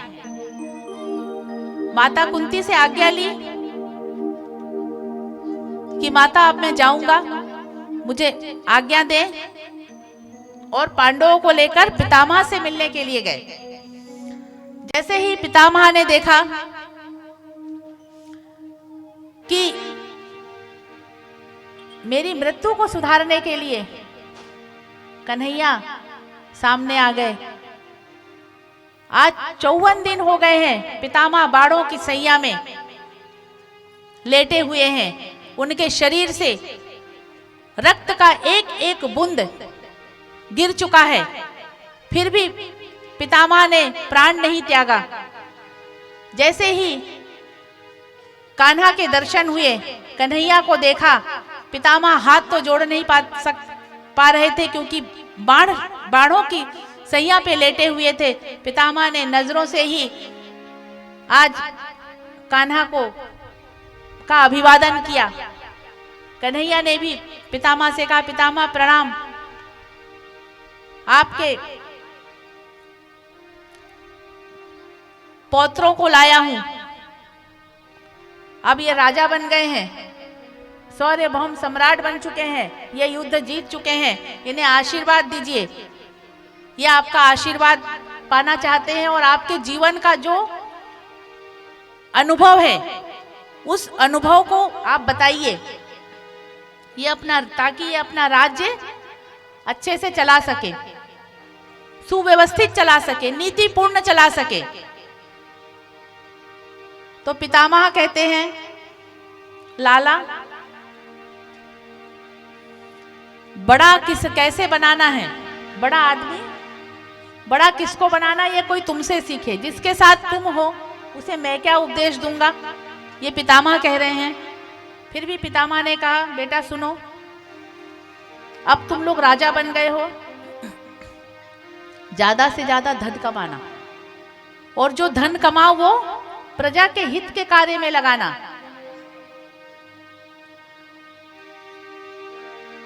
तन पवित्र सेवा किए, धन पवित्र किए दान। तन पवित्र कैसे होता है? सेवा करने से। और धन पवित्र होगा करने से दान। सेवा अर्थात प्रभु की सेवा। सत कर्म करने से तन पवित्र होता है। धन पवित्र किए दान। और मन पवित्र कैसे होगा? मन पवित्र होगा हरि भजन करे। जब हरि का भजन करोगे तो आपका मन पवित्र होगा। ये त्रिविध कल्याण, इन तीनों बातों से, इन तीनों चीजों को जो अमल करता है, इन तीनों चीजों का जो अनुकरण करता है, इन तीनों चीजों को जो नियमों का पालन करता है, इन तीनों नियमों का जो पालन करता है, उसका जीवन में कल्याण होता है। ये पितामह ने उपदेश दिया। साथ ही पितामह ने ये कहा, बेटा कभी भी अन्याय होते हुआ मत देखना। अगर आपकी आंखों के सामने अन्याय हो रहा है तो तुम आवाज उठा देना, अन्याय होता हुआ कभी मत देखना। द्रौपदी सुन रही थी वहां खड़े खड़े। द्रौपदी ने एक कुटिल मुस्कुराहट दी और बोली, पितामह आज आपको ये बात याद आ रही है? उस वक्त कहां थे जब मेरा चीर हरण हो रहा था? पितामह तुम सबसे सामने बैठे थे। सबसे पहले मैं तुम्हारे शरण में गई थी और कह रही थी, पितामह मैंने ये कहा था पितामह कि जब पांडव स्वयं को जुआ में हार चुके हैं तो इन्हें दांव पे लगाने का मुझे क्या अधिकार है? जब ये खुद हार चुके हैं, ये दास बन चुके हैं, तो फिर इन्होंने मुझे क्यों दांव पे लगाया? इनका क्या अधिकार बनता है? पितामह मैं सबसे पहले आपके शरण में गई थी, परंतु पितामह आपने नजर नीची कर ली, आपने मेरी आवाज नहीं सुनी, आपने मेरा चीर हरण होते हुए आपने देखा, चीर हरण होने के लिए आपने मुझे ऐसे ही छोड़ दिया और आज उपदेश दे रहे हो कि अन्याय होते हुए मत देखना। पितामह उस वक्त आपकी बुद्धि कहाँ थी जब मेरा चीर हरण हो रहा था? भरी सभा में जब मैं निर्वस्त्र की जा रही थी पितामह, तब आप नजरें नीचे करके खड़े थे। आज पितामह, आज इतने वीर पितामह जीवन भर कभी नहीं रोए। आज द्रौपदी की इस बात को सुनकर पितामह ने हिचकियों से रोया और कहा, द्रौपदी ने कहा, पितामह वो तो मेरे मधुसूदन का, मेरे माधव की कृपा थी मुझ पर, जिसने मुझे सहारा दिया, जिसके सहारे से मैं निर्वस्त्र होने से बच गई। पितामह ने नजरें नीची करी और हिचकियों से रोए और बोले, बेटी मैं तुझसे क्षमा चाहता हूं। दूषित अन्न खाने की वजह से, दुर्योधन का दूषित अन्न मैं खा रहा था, दूषित अन्न खाने की वजह से मेरी बुद्धि बिगड़ गई थी, मुझे क्षमा कर दो।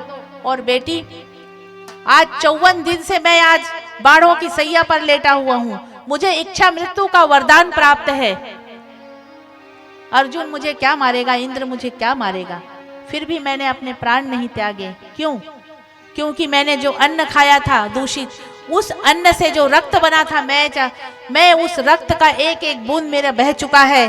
अब मेरे माधव के दर्शन मुझे हो चुके हैं और अब मैं तुम लोगों से क्षमा चाहता हूं। और पांडवों से कहा कि अब मैं कोई बात नहीं करूंगा, मैं अब सिर्फ अपने माधव से बात करूंगा, अब मैं सिर्फ कन्हैया से बात करूंगा। और इस प्रकार भीष्म जी ने स्तुति की। भगवान ने, आज भीष्म पितामह ने भगवान से क्या कहा? इतना तो करना स्वामी, जब प्राण तन से निकले। इतना तो करना स्वामी, जब प्राण तन से निकले। आंखें बंद करके प्रभु का स्मरण करिए। नाम लेके तब प्राण तन से निकले। श्री गंगा जी का तट हो, यमुना का वंशीवट हो, मेरा सांवरा निकट हो, जब प्राण तन से निकले। इतना तो करना स्वामी, जब प्राण तन से निकले। पीताम्बरी कसी हो छवि मन में ये बसी हो, होठों पे कुछ हंसी हो, जब प्राण तन से निकले। गोविंद नाम लेके तब प्राण तन से निकले। जब कंठ प्राण आए कोई रोग ना सताए, यम दरस ना दिखावे,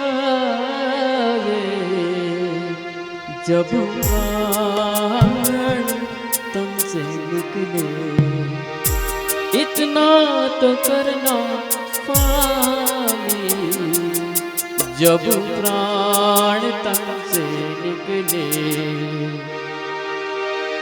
उस वक्त जल्दी आना, नहीं श्याम भूल जाना, राधे को साथ लाना, जब प्राण तन से निकले।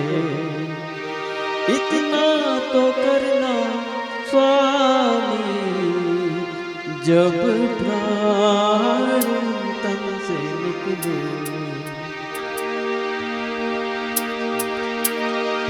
भीष्म जी ने बड़ी सुंदर स्तुति की, भीष्म स्तुति।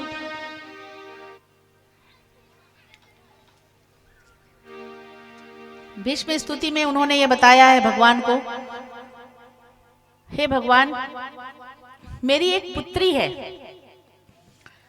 उस पुत्री से आप विवाह कर लो। सब बड़े आश्चर्यचकित होकर देखने लगे कि ये तो कहते हैं मैं ब्रह्मचारी हूं, इनकी पुत्री कहां से आ गई। तो पितामह ने कहा, जो मेरी बुद्धि है सभी की, जो बुद्धि होती है वो उसकी पुत्री होती है, और अगर अपने इस पुत्री की का विवाह भगवान के साथ कर लो, फिर क्या होगा, हम सतमार्ग पर चलने लगेंगे, हमारी बुद्धि कभी भ्रष्ट नहीं होगी। इस प्रकार पितामह ने भीष्म स्तुति की। भगवान अर्जुन, इस प्रकार पितामह ने स्तुति की। सूर्य उत्तरायण हुआ, मकर संक्रांति के दिन पितामह ने अपने शरीर का त्याग किया, देह छोड़ा। बोलिए पितामह की जयकारा जोर से लगाया करिए थोड़ा। बोलिए भीष्म पितामह की जय। अब भगवान अर्जुन को लेके द्वारका चले गए। काफी समय तक अर्जुन वहां रहे। अर्जुन वापस आए। जब अर्जुन वापस आ रहे थे तो भगवान ने कहा, अर्जुन जब तुम जाओगे तो मार्ग पर कुछ गोपियां हैं, उनको हस्तिनापुर लेते जाना, उनकी सुरक्षा के लिए। अर्जुन अपने आप को बड़े वीर समझते थे कि मैं बहुत बड़ा धनुषधारी हूं। हाँ हाँ भगवान ले जाऊंगा। पर अब भगवान स्वधाम गमन को चले गए थे, स्वधाम चले गए थे भगवान। अर्जुन की ताकत सब चली गई। अर्जुन आ रहे थे वापस गोपियों को बचाने के लिए। वो गोपियों को, भीलों ने अर्जुन को ऐसा तीर चलाया कि अर्जुन सब अपनी शक्ति भूल गए। समय हो तो बलवान, जब समय अच्छा होता है, समय अच्छा होता है का अर्थ यह है कि जब प्रभु हमारे साथ होते हैं। भील लोगों ने गोपियों को लूट के ले गए। वही अर्जुन थे और वही बाण था, पर अर्जुन कुछ नहीं कर सके, गोपियों की रक्षा नहीं कर पाए। अर्जुन का मुख मलिन हो गया। क्यों? क्योंकि हार गए थे, इसीलिए मुख मलिन हो गया। जब अर्जुन वापस आए हस्तिनापुर, धर्मराज युधिष्ठिर ने पूछा, अर्जुन तुम्हारा मुख इतना मलिन क्यों दिख रहा है? क्या तुमने किसी जो शरण पे आए हुए शत्रु का की तुमने रक्षा नहीं की? क्या तुमने किसी अबला स्त्री पर अत्याचार किया? तुमने ऐसा कौन सा कुकृत्य किया जिससे तुम्हारा चेहरा मलिन लग रहा है, जिससे तुम्हारे मुख में तेज नहीं है? अर्जुन आज कहते हैं भैया मैं क्या बताऊं, हमारे भगवान हमें छोड़कर चले गए और मेरी सारी शक्ति भी लेकर चले गए। तब अब विदुर जी का हस्तिनापुर आगमन होता है। जब महाभारत का युद्ध हो रहा था, विदुर जी किसी युद्ध में नहीं पड़े। विदुर जी बहुत पहले ही प्रवास क्षेत्र में चले गए थे, क्योंकि दुर्योधन और धृतराष्ट्र उनकी बात तो कोई मानता ही नहीं था। उनको दासी पुत्र के नाम से ही उनका अपमान होता था। मंत्री बना दिए थे, पर मंत्री नाम को ही बनाए थे, क्योंकि दासी पुत्र बोलकर उनको अपमानित किया जाता था। तो विदुर जी का आगमन हस्तिनापुर में होता है, और हस्तिनापुर आने के बाद में रात्रि के समय विदुर जी माता गांधारी और धृतराष्ट्र के कक्ष में जाते हैं, और विदुर जी पूछते हैं भैया आप भीम के मीठे लड्डू खाने में आपको बहुत आनंद आ रहा है, पहले इसी भीम को तो आप लड्डू में विष डाल डाल के देते थे। धृतराष्ट्र बोलते हैं क्यों ताने दे रहे हो अर्जुन? विदुर, मेरे भतीजे मुझसे बहुत प्रेम करते हैं। तो इस प्रकार विदुर जी ने कहा भैया अपनी गति सुधारो, कब तक यहाँ पड़े रहोगे, कब तक पाप करोगे? आधी रात को बोले, धृतराष्ट्र ने कहा मैं अंधा हूं, कहाँ जाऊंगा? विदुर जी ने कहा चलो मैं लेकर चलता हूँ। विदुर जी माता गांधारी को और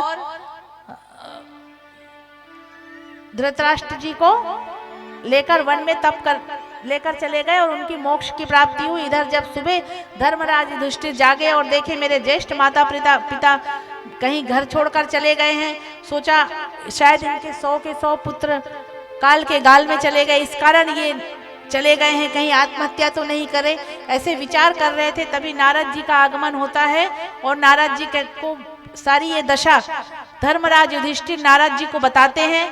नारद जी कहते हैं तुम उनकी चिंता छोड़ो, उनको तो मोक्ष गति की प्राप्ति हुई है, तुम अब अपनी चिंता करो, क्योंकि उनको तो मोक्ष की प्राप्ति हो जाएगी। 6 माह बाद, अब कलयुग आने में सिर्फ 6 माह है, 6 माह बाद कलयुग का आगमन होगा, और तुम अपनी गति सुधारो। इस तरह धर्मराज युधिष्ठिर, 5 पांडव और माता द्रौपदी को लेकर स्वर्गारोहण को गए। पहले बद्रीनाथ गए, बद्रीनाथ में जाकर भगवान शिव की आराधना की। शिव की आराधना करने के पश्चात आगे बढ़े।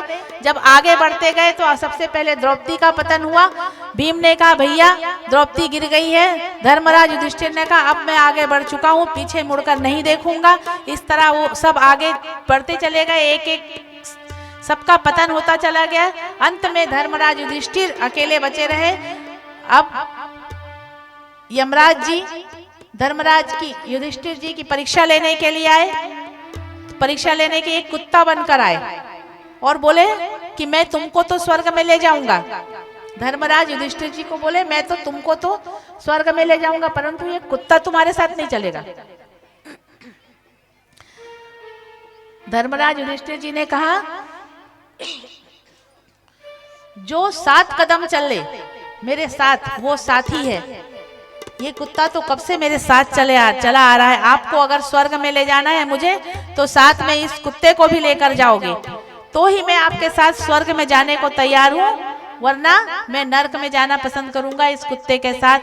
साक्षात यमराज जी ने धर्मराज को दर्शन दिए और बोले कि तुम्हारे जैसा धर्मात्मा पुरुष जो अंत समय तक भी धर्म का साथ नहीं छोड़ा। इस प्रकार धर्मराज युधिष्ठिर को स्वर्ग ले गए। एक क्षण के लिए उन्हें भी नरक के दर्शन हुए थे और वो साक्षात सशरीर गए, स्वर्ग में सशरीर गए। बोलिए बाल कृष्ण गोपाल की। अब जाना सबको है एक बार, ये तो सब तय करके सब जानते तो है ना, एक बार जाना है। कहाँ जाना है ये तय करो। जाना तो सबको है, पर यह तय करना है आपको कि कहां जाना है। और जाना वहां पैदल ही है, हाथी घोड़ा सब यहीं रह जाएंगे। आपके महल यही रह जाएंगे। कैसे जाना है ये तय करना है। इसलिए झूठ, छल, कपट, छल, छिद्र से दूर हो, प्रभु भक्ति में सत्कर्म करो, सत्मार्ग पर चलो, प्रभु भक्ति में अपना समय व्यतीत करो और तय कर लो कि कहाँ जाना है। हाथी घोड़ा कुछ नहीं जाएगा, गाड़ी घोड़ा कुछ नहीं जाएगा। अब तो हाथी घोड़ा तो नहीं रहा, लेकिन ये गाड़ी वाड़ी भी जो हम बोलते हैं ना, हमको गाड़ी लाओ लेने के लिए भेजो, और जब तक गाड़ी नहीं आएगी तब तक हम आएंगे नहीं कथा करने के लिए। यहाँ ये यही चल सकता है, यही चलेगा कि आ गई, बोले नहीं हम तो बड़े देवी जी हैं तो हम गाड़ी में ही जाएंगे, गाड़ी में। ये शान वान सब यही है। हाँ, मैं तुम लोगों को ही क्यों बोलूं, खाली आप लोगों को ही क्यों बोलूं, मैं तो अपने ऊपर भी बोलूं ना कि नहीं हम तो बड़े बड़े, जब तक गाड़ी नहीं आएगी नहीं आऊंगी, गाड़ी पहुंची नहीं, क्यों नहीं पहुंची। तो ये तो सब यही नाटक है। वहां तो सबको ही पैदल चलना है, सब पैदल जाएंगे वहां। इस प्रकार अब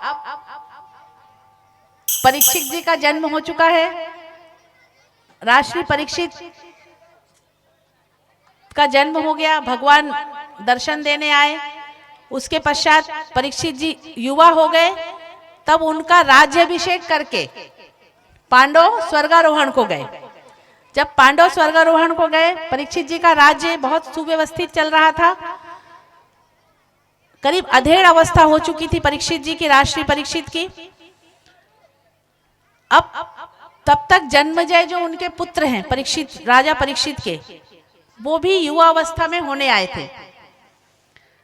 राजा परीक्षित ने विचार किया कि मेरे जो पूर्वजों ने कुछ खजाना रख रखा है, तो अभी तक उनको इतना राज्य चलाने में वो इतने व्यस्त थे कि उन्होंने खजाना खोल के नहीं देखा अपने पूर्वजों का।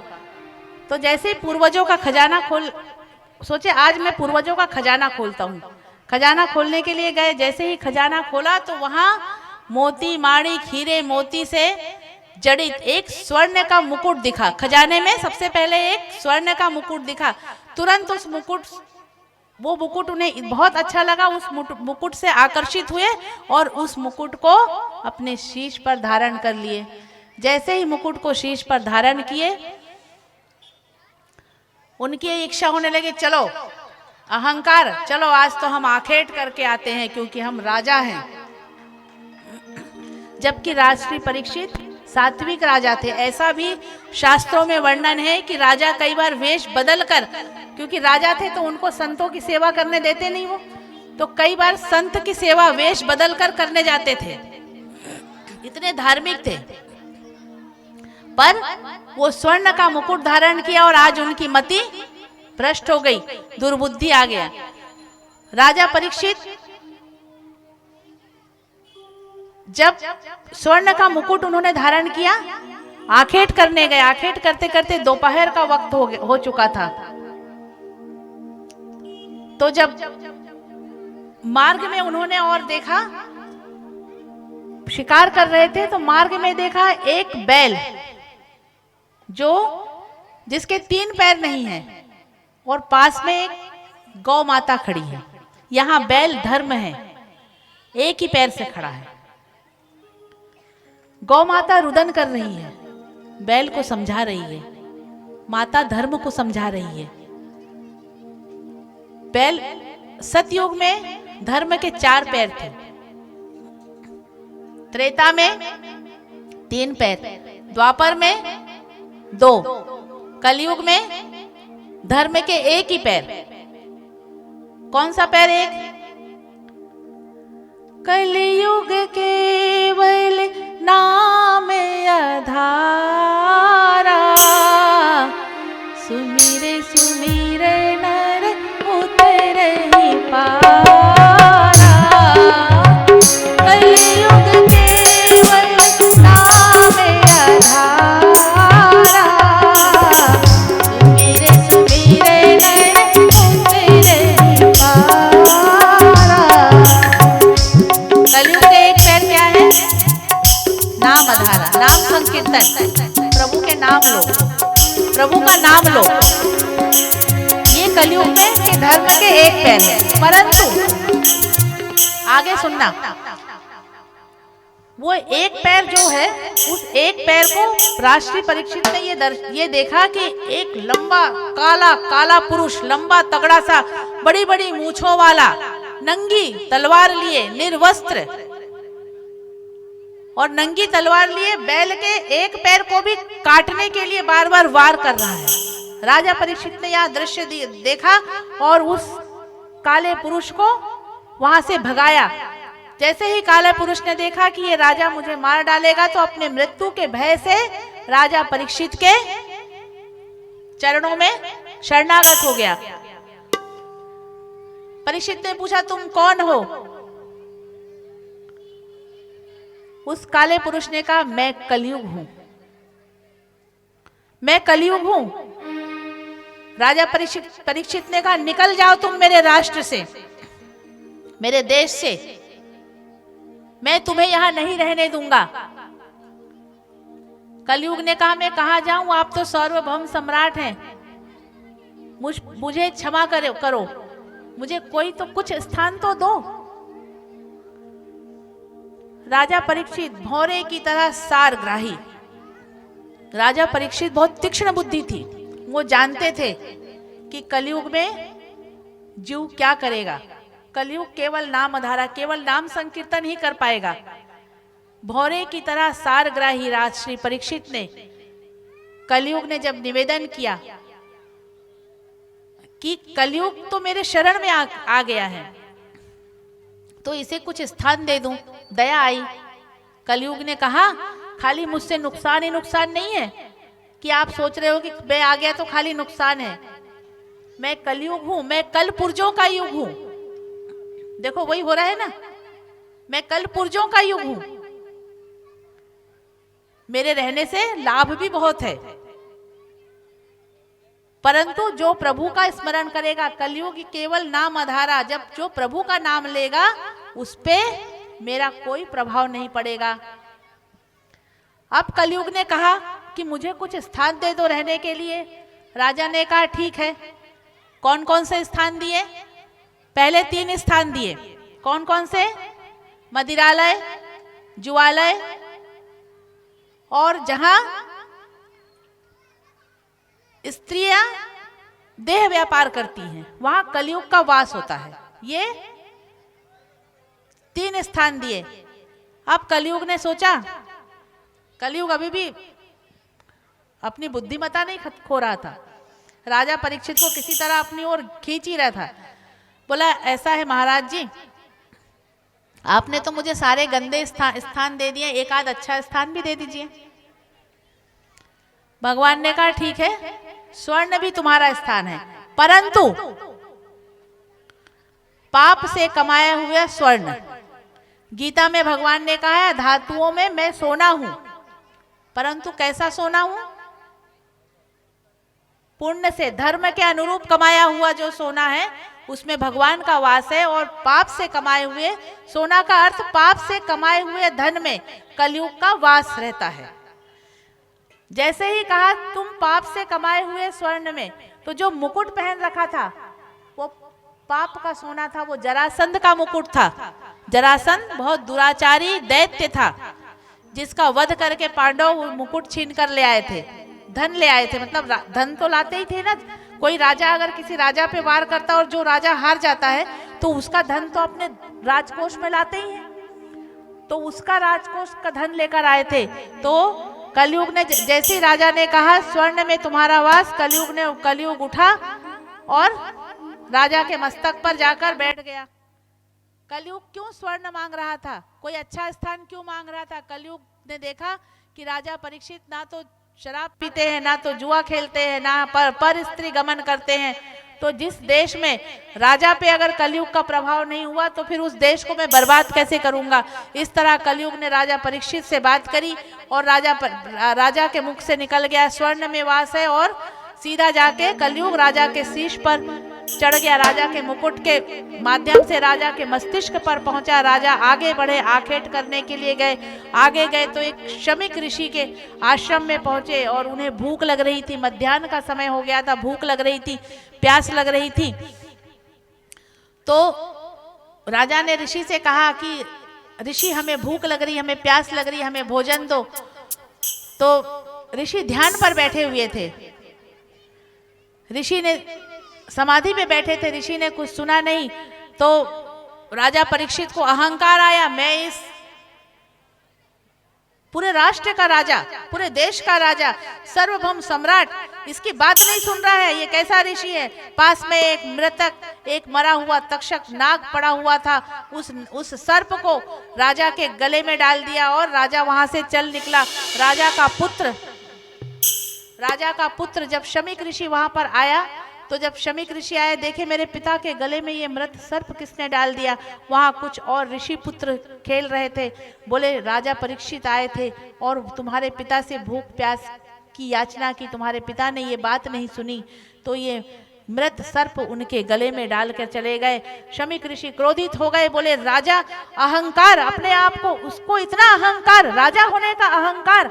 बोले शमीक ऋषि ने गंगा जल हाथ में लिया और उन्होंने कहा, मैं जिस राजा को आज इतना अहंकार है, अहंकार वश उसने मेरे पिता के गले में ये मृत सर्प डाल दिया है, तो आज से ठीक 7वें दिन यही मृत सर्प इस राजा को डस लेगा और डसने के पश्चात इसकी अकाल मृत्यु हो जाएगी। इस तरह से शमीक ऋषि ने राजा को श्राप दे दिया। जब श्रृंगी ऋषि ने श्राप दिया, जब शमीक ऋषि तप करके उठे तो उनके पुत्र ने सारा हाल बताया।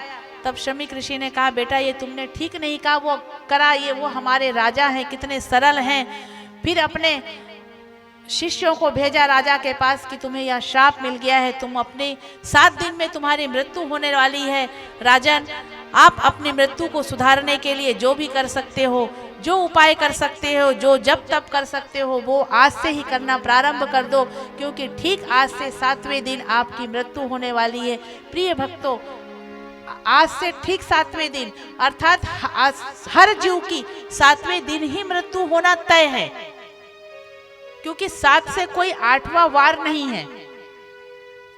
जिसकी भी मृत्यु होगी 7वें दिन ही होगी। जो मैंने कहा था, काल व्याल मुख ग्रास त्रास निर्नाश हे तवे श्रीमद् भागवतम शास्त्रम कलौ कीरेण भाषितम। काल रूपी सर्प के मुख का ग्रास कलयुग का हर जीव बना हुआ है, परंतु इसके त्रास का, इससे निवारण, इससे बचने के लिए क्या है, कौन सा उपाय है? श्रीमद् भागवत शास्त्रम कलौ कीरेण भाषितम, श्रीमद् भागवत शास्त्र का श्रवण करना।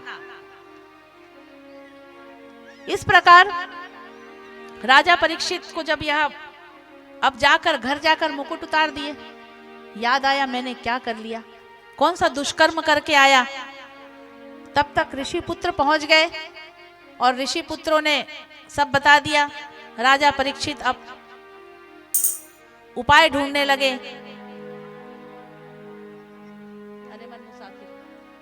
उपाय ढूंढने लगे कि मुझे कोई ऐसा गुरु मिले जो मार्गदर्शन करे, जिससे मैं अपनी मृत्यु को सुधार सकूं।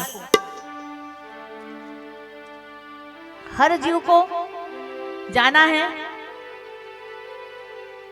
धर्म के मार्ग में चल के अपना बैंक बैलेंस बनाओगे। ये बैंक बैलेंस है, और ये बैंक बैलेंस कहाँ का बना रहे हो आप लोग?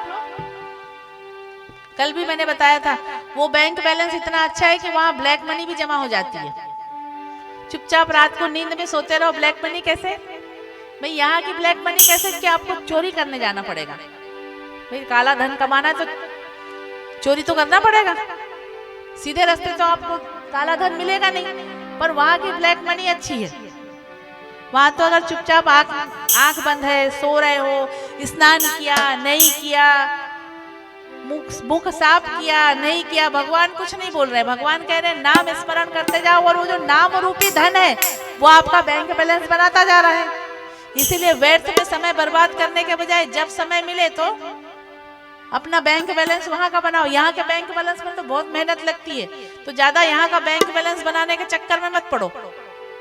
यहाँ तो जो चल रहा है अच्छा चल रहा है, दाल रोटी चल रही है ना, बढ़िया दाल रोटी चल रही है, बस राधे राधे बोलो। दाल रोटी चल रही है, राधे राधे। आज नहीं है कल मिलेगा, राधे राधे, हर बात से राधे राधे करो। तो सारी व्यवस्था राधे राधे बोलोगे तो तुमको मेहनत नहीं करनी पड़ेगी। सबसे आसान अगर कुछ है तो भगवान है, और सबसे कठिन अगर कुछ है तो मनुष्य है। जितना दूसरों की गुलामी करते हो, हम ये कर दे तो ये खुश हो जाए, ये कर दे तो ये खुश हो जाए, शायद अब मान जाए, अब मान जाए, उससे 1%, 1% इधर बोलोगे राधे राधे ना तो ऐसा लगेगा, फिर इधर राधे राधे बोलोगे तो जिनको आप पीछे मना रहे थे वो आपके साथ राधे राधे करेंगे। इसलिए सबसे सरल अगर कुछ है जीवन में, जीव के लिए अगर सबसे सरल कुछ है तो कन्हैया है, पर जीव वो मानता नहीं है।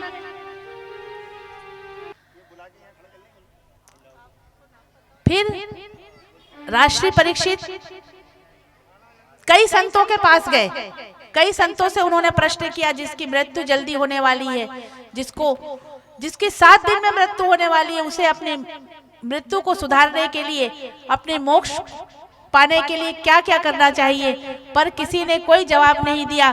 सुखदेव मुनि समाधि पर बैठे हुए थे, तुरंत उन्हें दिव्य दृष्टि प्राप्त हुई और वो स्वयं सुखदेव मुनि उठकर सीधे चले आए राष्ट्रीय परीक्षित की सभा में, जहां कई संत बैठे हुए हैं, व्यास जी भी बैठे हुए हैं, पर कोई भी जवाब नहीं दे पा रहा है, कोई भी इसका उपाय नहीं कर पा रहा है, बता पा रहा है आज राष्ट्रीय परीक्षित को। जैसे ही राजा परीक्षित ने सुखदेव जी को देखा, सुखदेव जी के देखा और अपने सिंहासन से उठकर खड़े हो गए और सुखदेव मुनि के शरण में चले गए। बोलिए सुखदेव मुनि महाराज की जय। और उनसे ये प्रश्न करने लगे कि बताइए, जिसकी मृत्यु 7 दिनों में होने वाली है, उसे मोक्ष प्राप्ति के लिए क्या करना चाहिए, क्या उपाय है। इस प्रकार कल कथा, आगामी कथा कल होगी। सुखदेव मुनि याद रखना, नहीं तो मैं भूल जाती हूँ घर जाके, मुझे याद दिलाओगे तभी मैं आगे बता पाऊंगी क्या हुआ आज, क्या करा। सुखदेव मुनि राजा परीक्षित को कथा श्रवण करवाने के लिए अब पहुंच चुके हैं। राजा परीक्षित सुखदेव मुनि के शरण में जा चुके हैं।